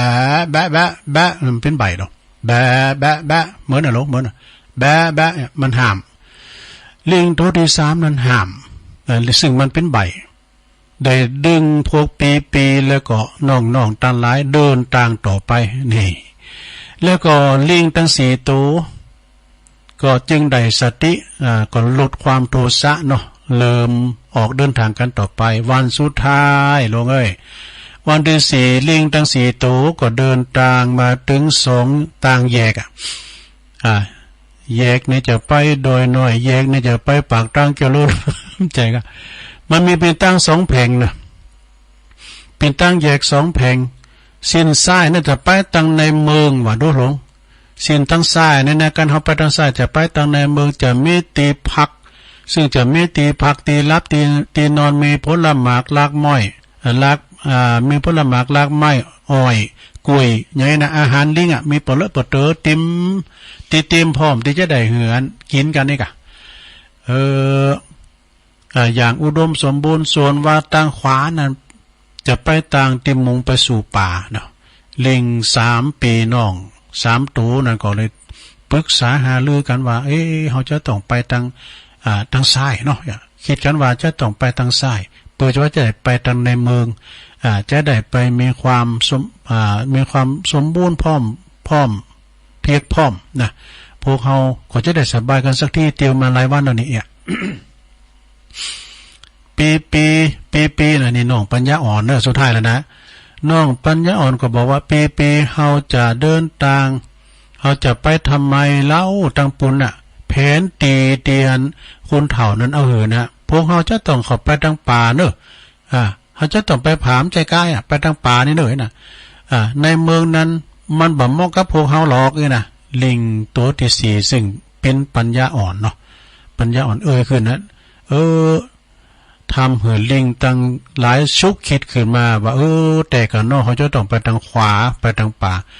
เตียวไปแทบเหมือนนานปรากฏว่า3 ปี4น้องก็ไปปะแหล่งป่าที่มันเป็นผลหมากลักไม้อุดมสมบูรณ์นะมีหลายอย่างนะมีลำธารผ่านด้วยว่ะมีแม่น้ำมีลำธารมีหน่วยสุ่มซุกลูกไม้ลมลื่นเป็นลมมณียสถานตีลื่นลมว่ะเนี่ยแล้วเรื่องนี้ก็จบลงไปในสถานเนอะเปิ้นบอกว่าหากเปรียบสังสารวัฏก็เหมือนการเดินทางของใจเขาเนี่ยนะมันเดินทางมาเนิ่นนานหาตีเบื้องต้นแล้วก็ตีสุดท้ายบ่ได้ตีสุดบ่ได้นะเหมือนกับเฮาไปเฮามาปะใส่พระธรรมคำสอนขององค์พระสัมมาสัมพุทธเจ้าที่เฮาได้ประพฤติปฏิบัติกันมาเนี่ยนะเพื่อนำทำคำสั่งคำสอนของพระพุทธเจ้านี่อย่างตึงมือตึงวันเนี่ยเปิ้นบัญญัติไว้นะคำซ้ายนะเขาก็เอาอันตัวตามพระพุทธเจ้าเปิ้นบัญญัติไว้ดูเนาะก่อนเนี่ยเปิ้นบัญญัติมาเนี่ยทุเจ้าก็เตียวไปสัมเปะสัมปะไปย้ำเขาย้ำกาเปิ้นให้หน้าเปิ้นพงแล้วเปิ้นบัญญัติไว้ออมสาลาพระเจ้าทุเจ้าเปิ้นก็จะไปเผยแผ่ต่อทำแล้วสถาบางพองก็จะซิกเอาจบลงไปสถาญาติโยมทั้งหลายนิทานธรรมเนาะนิทานธรรมชาดกก็จบลงไป3 ปี4น้อง เป็นคติธรรมเหมือนกันสราเนาะเป็นคติธรรมเหมือนกันเราสู่จูกันฟังไปศรัทธาญาติโยมทั้งหลายตอนนี้ไปตุลุงก็จะมาอ่านและจื้อก่อนว่าไปเมืองฝางนี่นะไปเมืองฝางก่อนในนามของอาจารย์แดงท่านพระอาจารย์แดงเปิ้นก็เป็นคุ้นทางเฮาเนี่ยบ้านเกิดเพิ่นก็อยู่บ้านตุงบ้านเหล่าแมวนี่นะเปิ้นเป็นยองทองยุทธจักรในนามจะอยู่กับทีมก่อนแหละนะไปโผดเมตตาศรัทธาไปเดินธุดงค์แล้วก็เปิ้นก็ไปทำพิธีลูกศิษย์เปิ้นปุ่นเตียนบ้านเวียงหวายนะเนาะตู้บ้านนั้นก็บ้านกว้างบ้านใหญ่นะมี300 หลังคามีวัดมีวาพอดีก็โยม โยมเปิ้นก็นิมนต์ไปสวดไปถอนเนี่ยกะไปสวดไปถอนแล้วก็เปิ้นก็ไปสืบชะตาก็มีเมตตาบารมีธรรมอาจารย์พระครูสุเมธธรรมเสวีอาจารย์แดงพระครูอภิวัฒนวิกรมแล้วก็ตัวลุงแล้วก็อาจารย์เชื้อหาตุนนะที่สองปลายก็เดินทางกันไปตัวลุงก็เป็นลูกสลัมแต่ความจริงอาจารย์สมหวังเปิ้นจะไปแล้วเปิ้นว่าโอ้ผมไข่ซ้ำหานตัวลุงไปแทนผมไปตัวลุงก็เลยได้ไป ก็ปรากฏว่าไปสวดไปถอนแล้วก็ไปสืบชะตาโยมประกอบปีติเนาะคือคณะลูกหลานคณะลูกหลานของแม่เท่าจริงสางสุนะแล้วก็พ่อเท่าสวยคำพ่อเท่าสวยคำสางสุอันนี้เปิ้นถวายทานเนาะถวายทานอุทิศบุญกุศลไปหาจิตดวงวิญญาณของแม่เท่าจริงสางสุแล้วก็พ่อเท่าสวยคำสางสุนะอันนี้ก็คือเปิ้นได้ลงรับอันโยมที่เปิ้นโยมเป็นลูกเปิ้นก็นางสาวยุพินนะครับสุทินสางสุนะสุทินสางสุเนาะพร้อมด้วยญาติพี่น้องอันนี้เปิ้นเป็นเจ้าภาพเก่านะกับญาติพี่น้องเปิ้นก็เปิ้นก็ทำบุญกันที่บ้านหลังจากนั้นก็ไปบรรจุอัฐิกระดูกเปิ้นอยู่ปุ่นในโซนปุ่นนะ อยู่ในโซนปุ่นอันนี้เป็นบ้านนั้นนี่เด้อบ้านนั้นเวียงวายโอ้เป็นว่าตำปูนในพี่น้องชุมชนไตพี่น้องไตใหญ่แม่นหมดอาสนะเปิ้นฟังกันว่า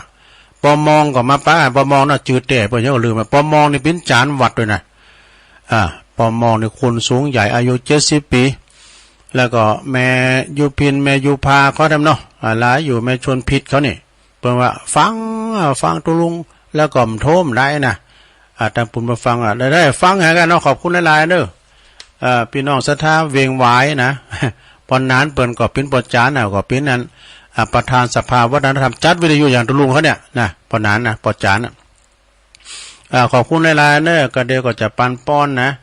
อุทิศบุญกุศลไปหายังจิตดวงวิญญาณของเขาเจ้าต่างหลายนะแม่เฒ่าจริงสางสุปอเฒ่าสวยค่ำสางสุอันนี้เปิ้นเป็นพี่น้องไตเปิ้นมาอยู่แต่หึงดอกบ้านเปิ้นหลังใจหลวงเดี๋ยวก็ถาเอาปอนะโยมเนาะเกมนำหยาดไว้จากหันแล้วเนาะสันพีหันแล้วก็เดินทางไปที่บ้านห้วยงูในอันนี้ก่อนในนามของอาจารย์พระครูอภิวัฒนวิกรมโยมเปิ้นไปแวกันไว้นะก็ปากันไปที่โยมขอคุณกนกพิษชัยนาพร้อมด้วยครอบครัวเนาะร้านนาพันธ์บ้านห้วยงูในอำเภอฝางนี่เปิ้นก็เปิดประตูตอนรับว่าขอครูบาอาจารย์เอาปัดไปยำบ้านยำเฮินเปิ้นเป็นมงคลเนาะก็ไปสวดธรรมจักรหันก็มีหันก็หลายเนาะแม่บุญปันเขาน่ะหลายอยู่แม่บุญปันเขานี่บ้านห้วยงูในนะแล้วก็เปิ้นหอมซองมานี่ก็นางสาวกัลยามาเรือนบ้านห้วยงูในฝาง1ซองเด้อแม่บุญปันแล้วปอปันแม่คำน้อยศรีวิไลนะฮะบ้านห้วยงูในฝาง1ซองนางเสาคำนางเสาคำนี่ก็แล้วก็นายสุรกิจด้วยเนอะ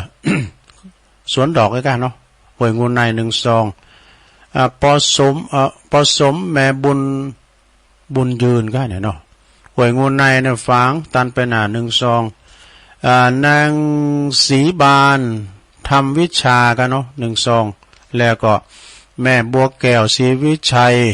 ทำ1ซองเนอะอันนี้ก็โยมกนกพิษชัยนาอันนี้เปิ้นก็รวมทำบุญทุกกุศลนะก็ผมจะว่าตุลุงคนเดียวก็กุศลนะ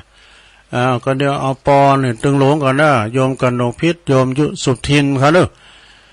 เอาปอนกันตึงหลงตึงหลายปอนกันเรื่องหมูนะเอาปอนก่อนปอนรอบที่2 3แล้วกันเนาะสัพพิติโยวิวัจจันตุสัพพะโลโกวินาศตุมาเตภวัตวันตรายโยสุขีติคายุโกภวะอาภิวาตานะสีลิสันนิจังวุตตาปัจจายโนจัตตาโลธรรมาวัฏันติอายุวันโนสุขังปะลังขอบคุณหลายๆเนอะก็แม่เพนขาวเตี้ยเพิ่นก็จะมาจองทำตุลุงก็บอกว่าเอาวันเสาร์บ่หน่อยเนาะวันเสาร์นะแม่เพนเนอะตัดจ้าง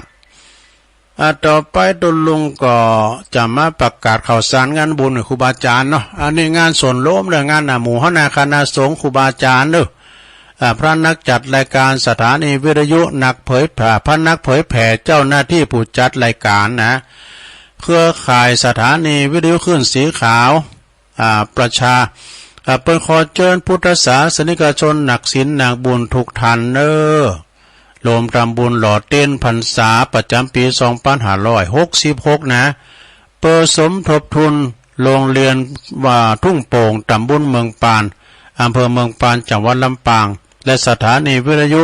เพื่อการศึกษาวิไลสงฆ์นครลำปาง FM 106.50 เมกะเฮิรตซ์รวมทำบุญปูจ้าแผ่นเตี้ยนธรรมจักรแผ่นละ20 บาทหลมจะแปลงแผ่นละ20 บาทเขาจะหล่อเตี้ยนพรรษากันดีแล้วเขาจะไปถวายที่วัดพระบาทอุดมนำบ่อสาวานะจะหล่อเต้นการก่อเก่าลิมถวายต้าน10 บาทถวายต้านเต้นภาษา10 หาโหวัดวันที่15นะเพิ่นจะมาเอาเต้นกันนะปดโตคืนๆนะที่วัดตุงโป่งนะวันที่15 กรกฎาคมเดินหน้าใกล้มาแล้วนะก็ตั้งแต่เวลา 8 โมงครึ่งถึง 5 โมงแรงนะณที่วัดทุ่งโป่งตำบลเมืองปานอำเภอเมืองปานจังหวัดลำปางสถาพี่น้องลำปางเวียงป่าเป่าละปูนเจียใหม่ปากันไปเนาะปากันไปเดินทางไปทำบุญเต็นพรรษาเขาจะไปตานปุ้นกันตานเต้นตานแล้วก็จะไปตานวัดพระบาทอุดมนำบ่อสาวานะวันที่13นะวันที่13 สิงหาเข้าพรรษาแล้วกะนะเวลาก็บ่าย 2เป็นต้นไปนะที่วัดพระบาทอุดมมันกว้างนะท่านใดจะรวมทำบุญหรือรวมกิจกรรมดังกล่าวก็ขอเชิญรวมทำบุญหรือว่าท่านจะบริจาค1 ปันได้ตึงเต้น1 ตุ่นแล้วก็ตึงยอตัววะนะได้ตึงเต้น1 ตุ่นได้ตึงยอตัวนะหรือว่าจะทำตามเจตนาก็ทำบุญปฏิธนาคารกรุงไทยสาขาประตูชัยนะจือบัญชีโครงการพัฒนาการศึกษาโรงเรียนขนาดเล็กอำเภอเมืองปานจังหวัดลำปางหมายเลขบัญชี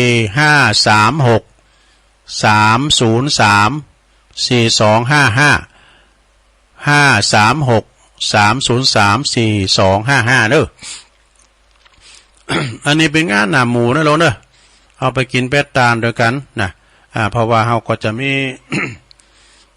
การถ่ายทอดเสียงด้วยนะ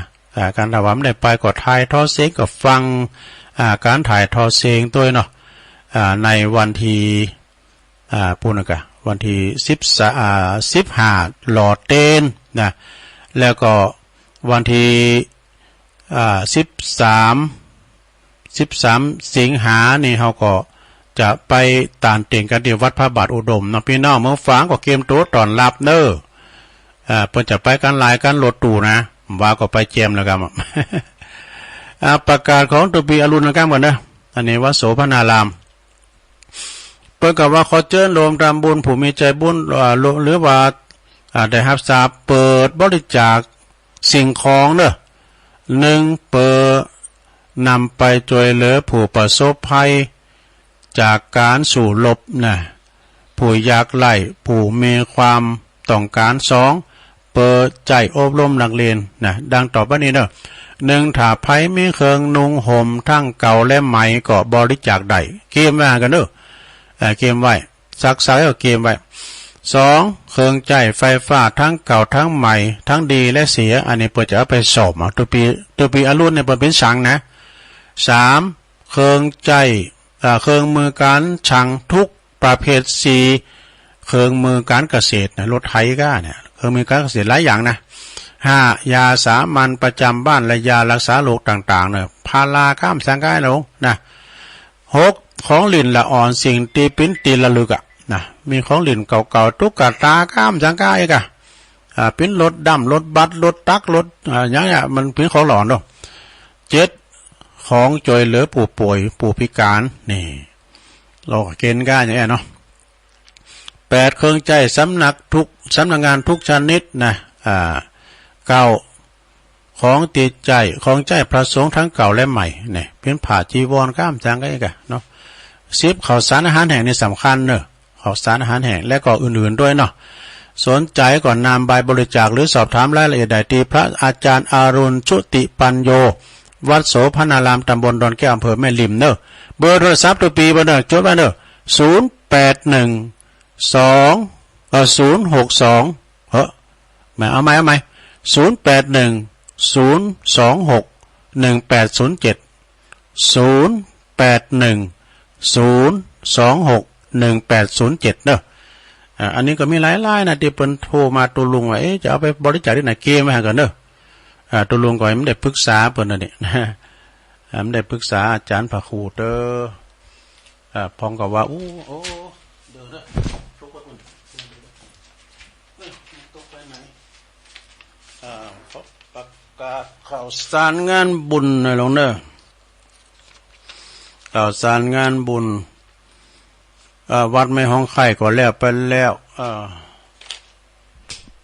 แล้วก็งานต่อไปนี่ก็มีวัดเหล่าป่าตาลนะโยมเด้อเพิ่นจะมีการพุทธาภิเษกพระพุทธรูปจักสารนะวัดเหล่าป่าตาลตำบลช่างเครื่องอำเภอแม่แจ่มจังหวัดเชียงใหม่วันที่30เด้อวันที่30นะก็เพิ่นก็จะเริ่มสวดมนต์ตันสวดมนต์ตันแล้วก็จะมีการเทศน้ำเทศธรรมนะโอ้มีหลายอย่างเนอะเทศธรรมปฐมสมโพธิพุทธาภิเษกธรรมจักรจะได้เทศน้ำเทศธรรมแถมนะแล้วก็เพิ่นก็จะมีการสวดมนต์ตันแถมแล้วตอนหมดเจ้านี่ก็เพิ่นจะไขตาพระเจ้าเนอะพระสงฆ์ท่านนั้นก็สวดเบิกแถมไขตาพระเจ้านั้นเป็นพิธีที่วัดเหล่าป่าตาลโดยเมตตาบารมีธรรมอาจารย์พระครูปลัดบดินทร์ศรีละสังวาโลอาจารย์เบิ้มแต่ตัวลุงนี่ก็ขออนุญาตเพราะว่ามันก็จะติดกูงูลืนแล้วก็จะได้เมตตาอาจารย์เชื้อนะกันละนะอาจารย์เชื้อนี่ก็ต้องประสวดมนต์เก่งเนอะสวดมนต์ตันนี่นะจะได้ไปแทนตัวลุงเนาะเอาใบนิมนต์แทนไปก็เนาะเขาก็ประกาศถึงเปิ้นไปนะแล้วก็ทำงานหนึ่งวัดกูงูลืนนะวัดกูงูลืนในเปิงก็จะมีงานทำบุญประเพณีเปิ้นเนอะประเพณีทรงน้ำพระบรมสารีริกธาตุเพื่อจะมีการเจริญพระพุทธมนต์สวดธรรมจักรปวัตนสูตรวันที่30เนี่ยมันตรงกันเวลา 19.30 นทุ่มกึ่งเนอะเพื่อจะสวดมนต์สวดธรรมจักรนาทีวัดกูงูลืนพระอาจารย์พระอธิการประสบโชควิสุทธิธารีท่านเปิ้นก็จะมีการสวดมนต์อันนี้จะสวดมนต์ตันนะแล้วก็วันที่1ก็สืบชะตาเนอะเพราะวันที่1นี่ก็เจริญพุทธมนต์สืบชะตาแม่เนาะแล้วก็สงน้ำพระธาตุตลอดวันนะอันนี้มี2วันที่30ครับวันที่1น่ะที่วัดกูงูลืนตำบลน้ำดิบในบ้านสันเจริญนะปหลวงภูมิพัฒน์ตะกันนี่กันเนาะปหลวงนั้นหยุด ก็ปะกันนะแล้วก็งานอันนี้งานวัดตุงปุยเนอะคันธวาสทุ่งปุยเจิญโลมทำบุญสมโพธิรูปหล่อรูปเหมือนของหลวงปู่ครูบาอินโทแล้วก็รูปเหมือนของหลวงปู่ครูบาบุญปัญโยวันที่1ที่2เหมือนกันเนอะกรกฎานี่นะณที่วัดคันธวาสทุ่งปุยวันที่1นะก็เวลา 17.00 นก็สวดมนต์ตันทำแล้วเทศน้ำเทศธรรมเมื่อค่ำยามคืนโกนขอดติบกันใกล้นะเนาะสวดมนต์ตันกันแล้วก็วันที่1ในสวดมนต์ตันหมดแรงวันที่2นี่ก็เวลา9 โมงเป็นต้นไปสืบชะตาหลงเนอะสืบชะตาหลงฉะนั้นก็ในเมตตาธรรมพระครูสุคนบุญญากรเจ้าคณะตำบลสันติสุขเจ้าอาวาสวัดคันธวาสทุ่งปุยนะแล้วก็ท่านอาจารย์ท่านพระมหาชันชัยธรรมเมธีปท9เลขานุการเจ้าคณะตำบลตุยในงานเปิ้นก็เจริญลมทำบุญปูชาแผ่นดวงแผ่นตองกายนะแผ่นดวงแผ่นตองต่างๆเนอะก็ขอเชิญลมบุญกุศลกันนะประสงค์นี่วันที่สวดมนต์ตันนี่2918ดู18ตุนกันนะแล้วก็พระมหาเถระที่เป็นนางพระเถราจารย์นางอธิษฐานนางปุกเสกแถมแล้วก็สืบชะตาแถมเก่าดูตัวเจ้านี่30ปลายกันนะลงนะที่วัดคันธวาสทุ่งปุยเนี่ยไปกินไปตามไปสืบชะตาลงด้วยกันเนอะมีซอฟังโดยสุวรรณบ้านดอนเปิ้นจะซอแล้วก็ย้อนยุกโดยนี่ เอางานต่อไปสถาอันนี้ก็ในวันที่19กรกฎาคม19ถึง22กรกฎาคมเนี่ยเปิ้นก็จะมีการปล่อยล่อในงานประชุมเพลิงศพในเมตตาธรรมท่านพระครูสังฆรักษ์สมบัติอภิรามนิโยอดีตเจ้าวัดเหล่ายาวใต้นะเปิ้นจะได้ปรุงศพกันอาราธนาสรีระลางอันไล่ดวงวิญญาณของท่านพระครูคืนนอนพระศาสตร์เม้นใหม่วันที่วันที่19นะวันที่19เปิ้นก็จะหลากพระศาสตร์แล้วก็ทุกคืนวันที่19ถึง20ก็มีการทำบุญฟังเทศน์ฟังธรรมทุกคืนนะแล้วก็วันที่22นะเป็นวันประชุมเพลิงศพนะ22กรกฎาคมเป็นวันประชุมเพลิงศพอันนี้ก็ขอประกาศให้กับศรัทธาญาติโยมลูกศิษย์ลูกหาศรัทธาญาติโยมไปรวมทำบุญกันรวมทำบุญปล่อยหลอกกันนะพระครูสังฆลักษณ์แล้วก็ในวันที่20กรกฎาคมนี่ก็งานบุญส่งน้ำประทานประจำปีของวัดปุ่งฮู้ตำบลนครเจดีย์เนี่ยพระอธิการถาวรถาวโรวันที่20กรกฎาคมนะฮะอันนี้ก็สุดท้ายไปหมดนะงานต่อไปศรัทธาอันนี้งานที่ไหนนี่11มันโอแล้วไปแล้วลูกอันนี้งานวัดบันปางอันนี้งานนั่นนะศรัทธาอาตมาภาพพระครูกัลยาณธรรมนิวิทย์หลวงพ่อครูบาเจ้าเสาคำเปิ้นเป็นเจ้าคณะตำบลสีเตี้ยเจ้าวัดหลวงสีเตี้ยมีความยินดีขอเชิญโลมทำขอเล่นเจริญปอนคณะศรัทธาและคณะศิษยานุศิษย์ทุกท่านเจิญจวนไปโลมทำบุญนะเพื่อจะทำบุญจะลองอายุวัฒนมงคลครบอายุ75พรรษา55พรรษานะในวันที่4กรกฎาคมโยมวันที่4กรกฎาคมเพื่อจะสืบชะตาโลงศรัทธาญาติโยมในเมตตาธรรมของหลวงพ่อพระครูกัลยาณธรรมนิวิทย์หรือว่าครูบาเจ้าเสาคำลูกศิษย์กุลกุฏิของครูบาสุรินโทเจ้าวัดหลวงสีเตไปกินไปทานกันพระจะไปหับสังพระจะไปหับโฮงตาลนะพระจะไปหับอันยังต่างๆก็เจิญกันได้ที่วัดหลวงสีเตี้ยนะในวันที่4เดือนหน้านะ4กรกฎาคมเดือนหน้านี่นะ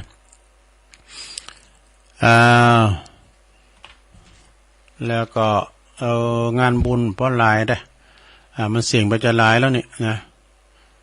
ตัวลุงก็จะลองสะดาตังหลายตักตังลายไปก่อนตักตังลายก็แม่สีดาจากเว้งป่าเป่าแม่ทองคำพรหมมินนะเปิ้นอยู่ปุ้นอินเดคินแม่แตงชลมสกาย70กลุ่มเท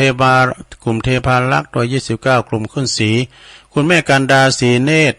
นี่เปิ้นก็ฟังตุลุงอยู่เป็นกำลังใจให้ขอบคุณแม่หลวงสายฝนจันคุณนะพี่ดองหลายปิ้งน้องผ่าขาวตักมาตังลายแม่พันทาวันนะอันนี้ปุ้นอยู่ดอยสะเก็ดนะอยู่ป่าไม้แดงกราบไวสาตุลุงฟังอยู่เจ้าแม่ครูทองคำที่วงคำอันนี้อยู่เสาหินสีโบบานปุณดอยติปุณนะแม่สีโนนสีโจมฟังอยู่นะเซนตุนโมงเมืองฟังไม่อายพี่ไอ้บรรจงการระวงฟังอยู่รุงอยู่อันนี้นำดิบอันนี้ปอเล่งนาลงกิติวงสันตุนมือสาธุครับฟังอยู่ขอบคุณหลายๆแล้วก็นี่พี่น้องโบกก้างสันกับแป้งสาธุตื่นมาก็หับฟังหับศีลหับปอนไก่แจงแล้วแม่แดงอัมพรเต้นดอกไม้นี่ก็อยู่จอมต้องแม่แดงอัมพรคุณแม่ศิรินทิพย์บุญเลิศอันนี้เปิ้นอยู่ปุ้น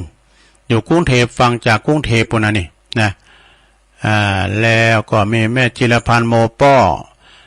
เปิ้นก็ฟังอยู่ชัดเจนดีกับไปลืมในแม่จิรพันธ์วันที่15ที่วัดทุ่งโป่งนี่ก่อนชายน้อยก็จะไปอยู่อันนี้นะนี่ก่อนนี่นะเพิ่นอยู่น้องหล่องนะ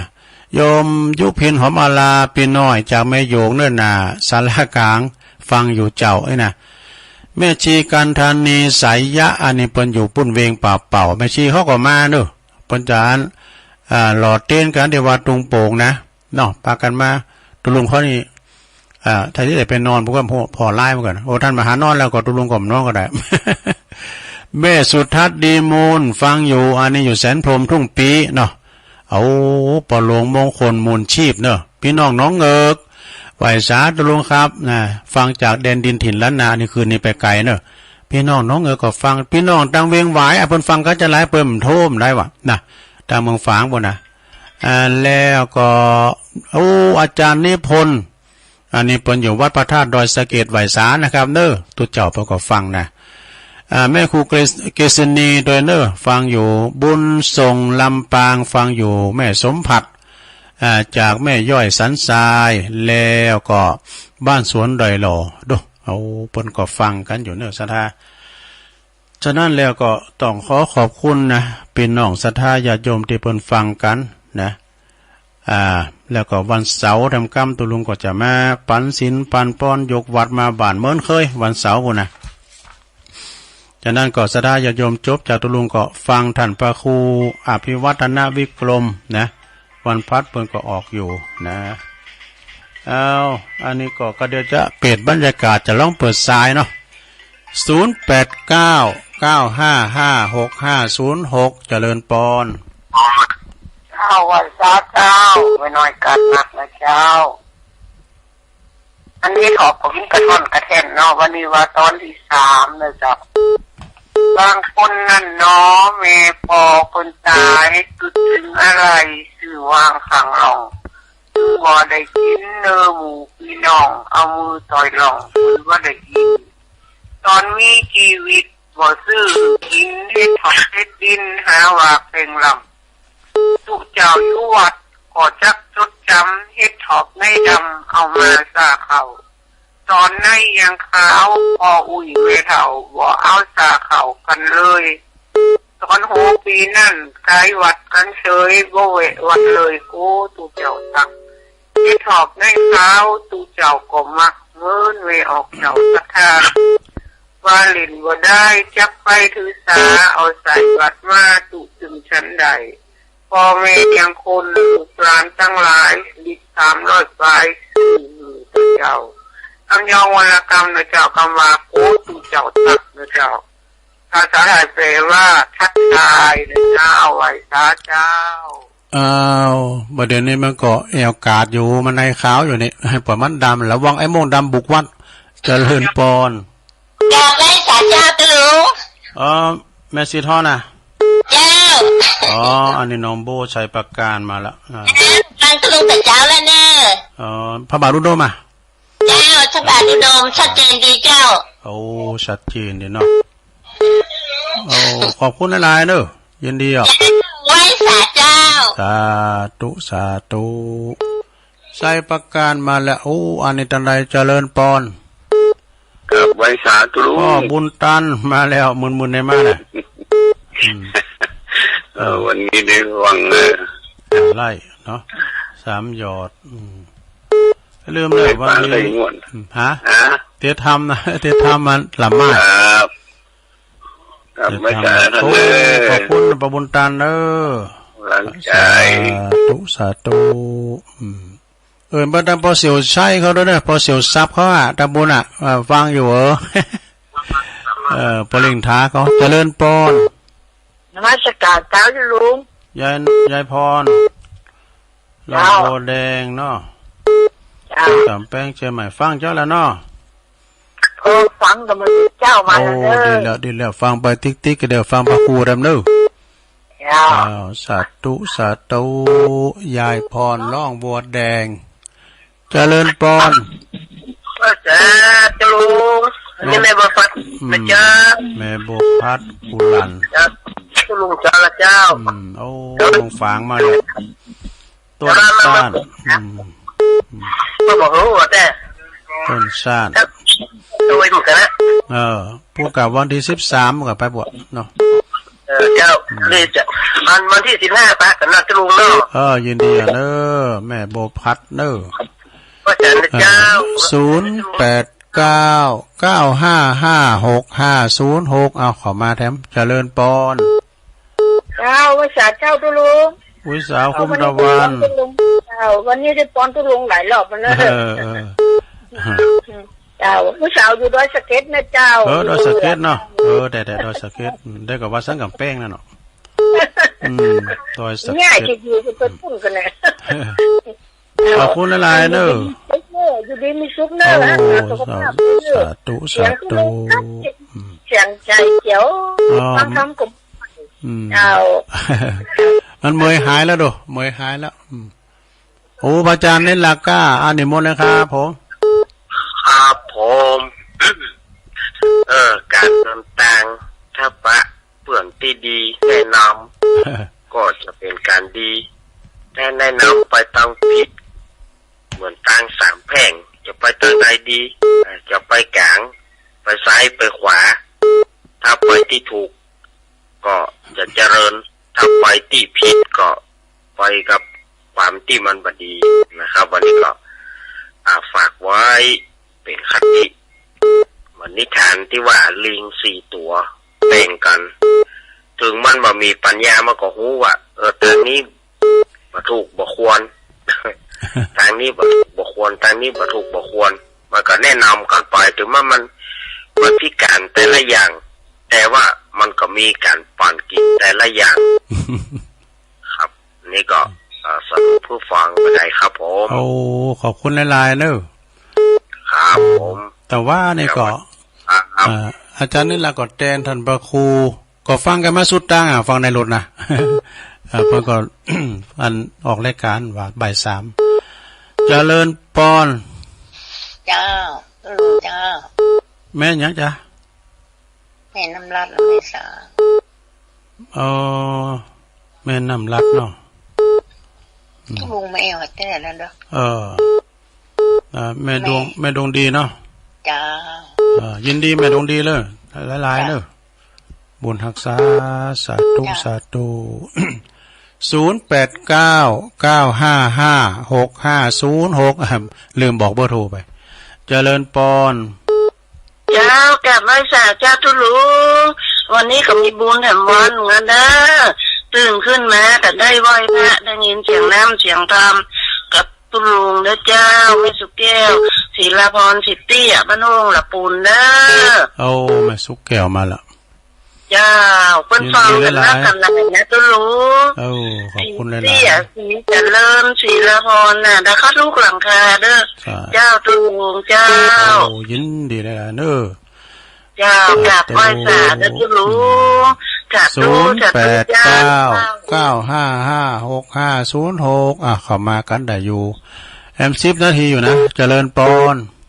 ไม่สาเจ้าตุลุงแม่สวราเจ้าฟังตุลุงตั้งแต่ไหว้พระแล้วนะเจ้าแม่ทลบเนาะเจ้าไหว้สาเจ้าตุลุงชัยประการยินดีหลายๆเด้อเจ้าสาธุท่อมว่านี่ได้อันเขียวหวานมาคุณลังอ่ะ แล้วก็ได้ลิ้นจี่ด้วยนะลิ้นจี่นี่พันอย่างน่ะมอนทองกะเจริญปอนรีบกอบรีบพอยรีบถอนรีบพายตลาดจะวัดสายบัวจะเน่านมัสการเจ้าตุลุงแม่ฉันสมหลังกาดเจ้าฟังอย่างนั้นเจ้าโอ้วันนี้ได้ความ2 เสือนะเจ้าฟังอย่าง2 เสือตุลุงปัดป้อน2 เสือปันป้อนจะได้วันเสาร์นี่ได้อยู่แม่สาวนี่เสือจะได้ไปนอนด้วยแม่จะได้อยู่ไปหาเที่ยวได้ครับเจ้าดีแล้วทางใน YouTube พระเจ้านะดีกันซึ่งกำลังใจนะเจ้าเจริญปอนยินดีหลายๆดีๆนะกันนี่นะเจ้าสาวคุ้มตะวันเสียงใสแล้วไอ้ลูกเข้ามาน้ำเจริญปอนกล่าวว่าเจ้าตุลุงแม่สมภาราเจ้าเมื่อแล้วไม่ได้โทรฟังอยู่เจ้าใช่แต่แม่ย่อยสันทรายว่าอยู่ที่ไม่แยกแม่ย่อยไม่อันที่แยกกับรถไฟแดงที่ถนนอันนี้แม่ย่อยด้วยเนี่ยเจ้าสันทรายชัดเจนดีเนอะลุงเดี๋ยวยินดีหลายๆเนอะเจ้าเป็นกำลังใจนะเจ้าสาธุเจ้าสายขึ้นเด้อเมื่อเจ้าเนี่ยสายขึ้นเลยค่ะเจริญปอนเจ้าลุงแม่หยังเสียงเบาไปเลยเสียงเบาแม่หยังแม่ป้าถ่ายหลายสายเนาะแม่ป้าหลายสายแม่ทา แม่ท่าเนาะอำเภอแม่ท่าโอ้เขาเลี้ยวนี่นะพี่น้องไตเปิ้นมาลำรถเนี่ยตึงยิงตึงใจปอเพิ่นมาถามว่าโยมเขาอยู่ที่ไหนนี่อยู่แม่ท่าไหลสายนะโอ้ยเพิ่นเอาอยู่แม่ท่าไหลสายพี่น้องไตเปิ้นมาเป็นลำรถฟังชัดเจนเลยเนาะแม่เนาะอยู่ฟังคืนไหนนี่ขึ้น104นะเจ้า104โอ้ฝัดไฟเห็นโอ้เสียงดังฟังชัดกะเนาะเขาแล้วนี่ไฟมันตกนะอาจารย์พระครูวิศวัตว่านะไฟมันตกยินดีแม่เนอเอาแล้วนี่กันว่าเตียนหนีมได้ยินนะตัวลงมาแรงดูโอ่งขลุ่นในมือมันได้ยินนะซ้ายเลย6 สายเจริญปอนมาสักการเจ้าฟังอยู่นะมาแล้วอันนี้กับแม่สุกแก้วเหมือนกันเนอสีโพธารามเนาะเจ้าอย่างตุลุงดีแล้วนะเจ้านั่นก็เสียงพอดีนี่ขนาดว่านี่สวดมนต์โดยพาเขาโดยหลวงพ่อกันเฮาย่างก่อนเน้นก่อนดักเลยเขาเองเน้นก่อนมันก็ขอหนังสือแล้วก็กันเฮาย่างมันก็ดักเอาก็เลยใจเสียงหนักไปหน่อยว่านะสวดมนต์โอ้ขอบคุณแม่สุกแก้วเนอสาธุไม่เวลาวางก็ไปกินเป็ดตาลโดยการเนองานที่ตุลุงประกาศนี่ก็ดีงานหล่อเต้นก็ดีตาลเต้นเนาะเจริญปอนติดแล้วฮะฮัลโหลติดแล้วเนอะเสียโอกาสเอาใหม่เข้ามาใหม่เนอะเอาไซส์ใหม่เข้ามาเจริญปอนกลับไหว้สาโอ้สายบุญมาแล้วนิมนต์ครับหลวงพ่อมานี่ฟังแต่ว่าเอากองทัพสวดมนต์ยกขึ้นไปเวียงแหงเนาะไปใจเวียงแหงกันไหนเวียงก็เวียงหวายเว้ยมาเจ้ามันกั่งไปจังเวียงแหงเวียงหวายเวียงแหงมันเจียงดาวนี่มันได้รู้เนาะ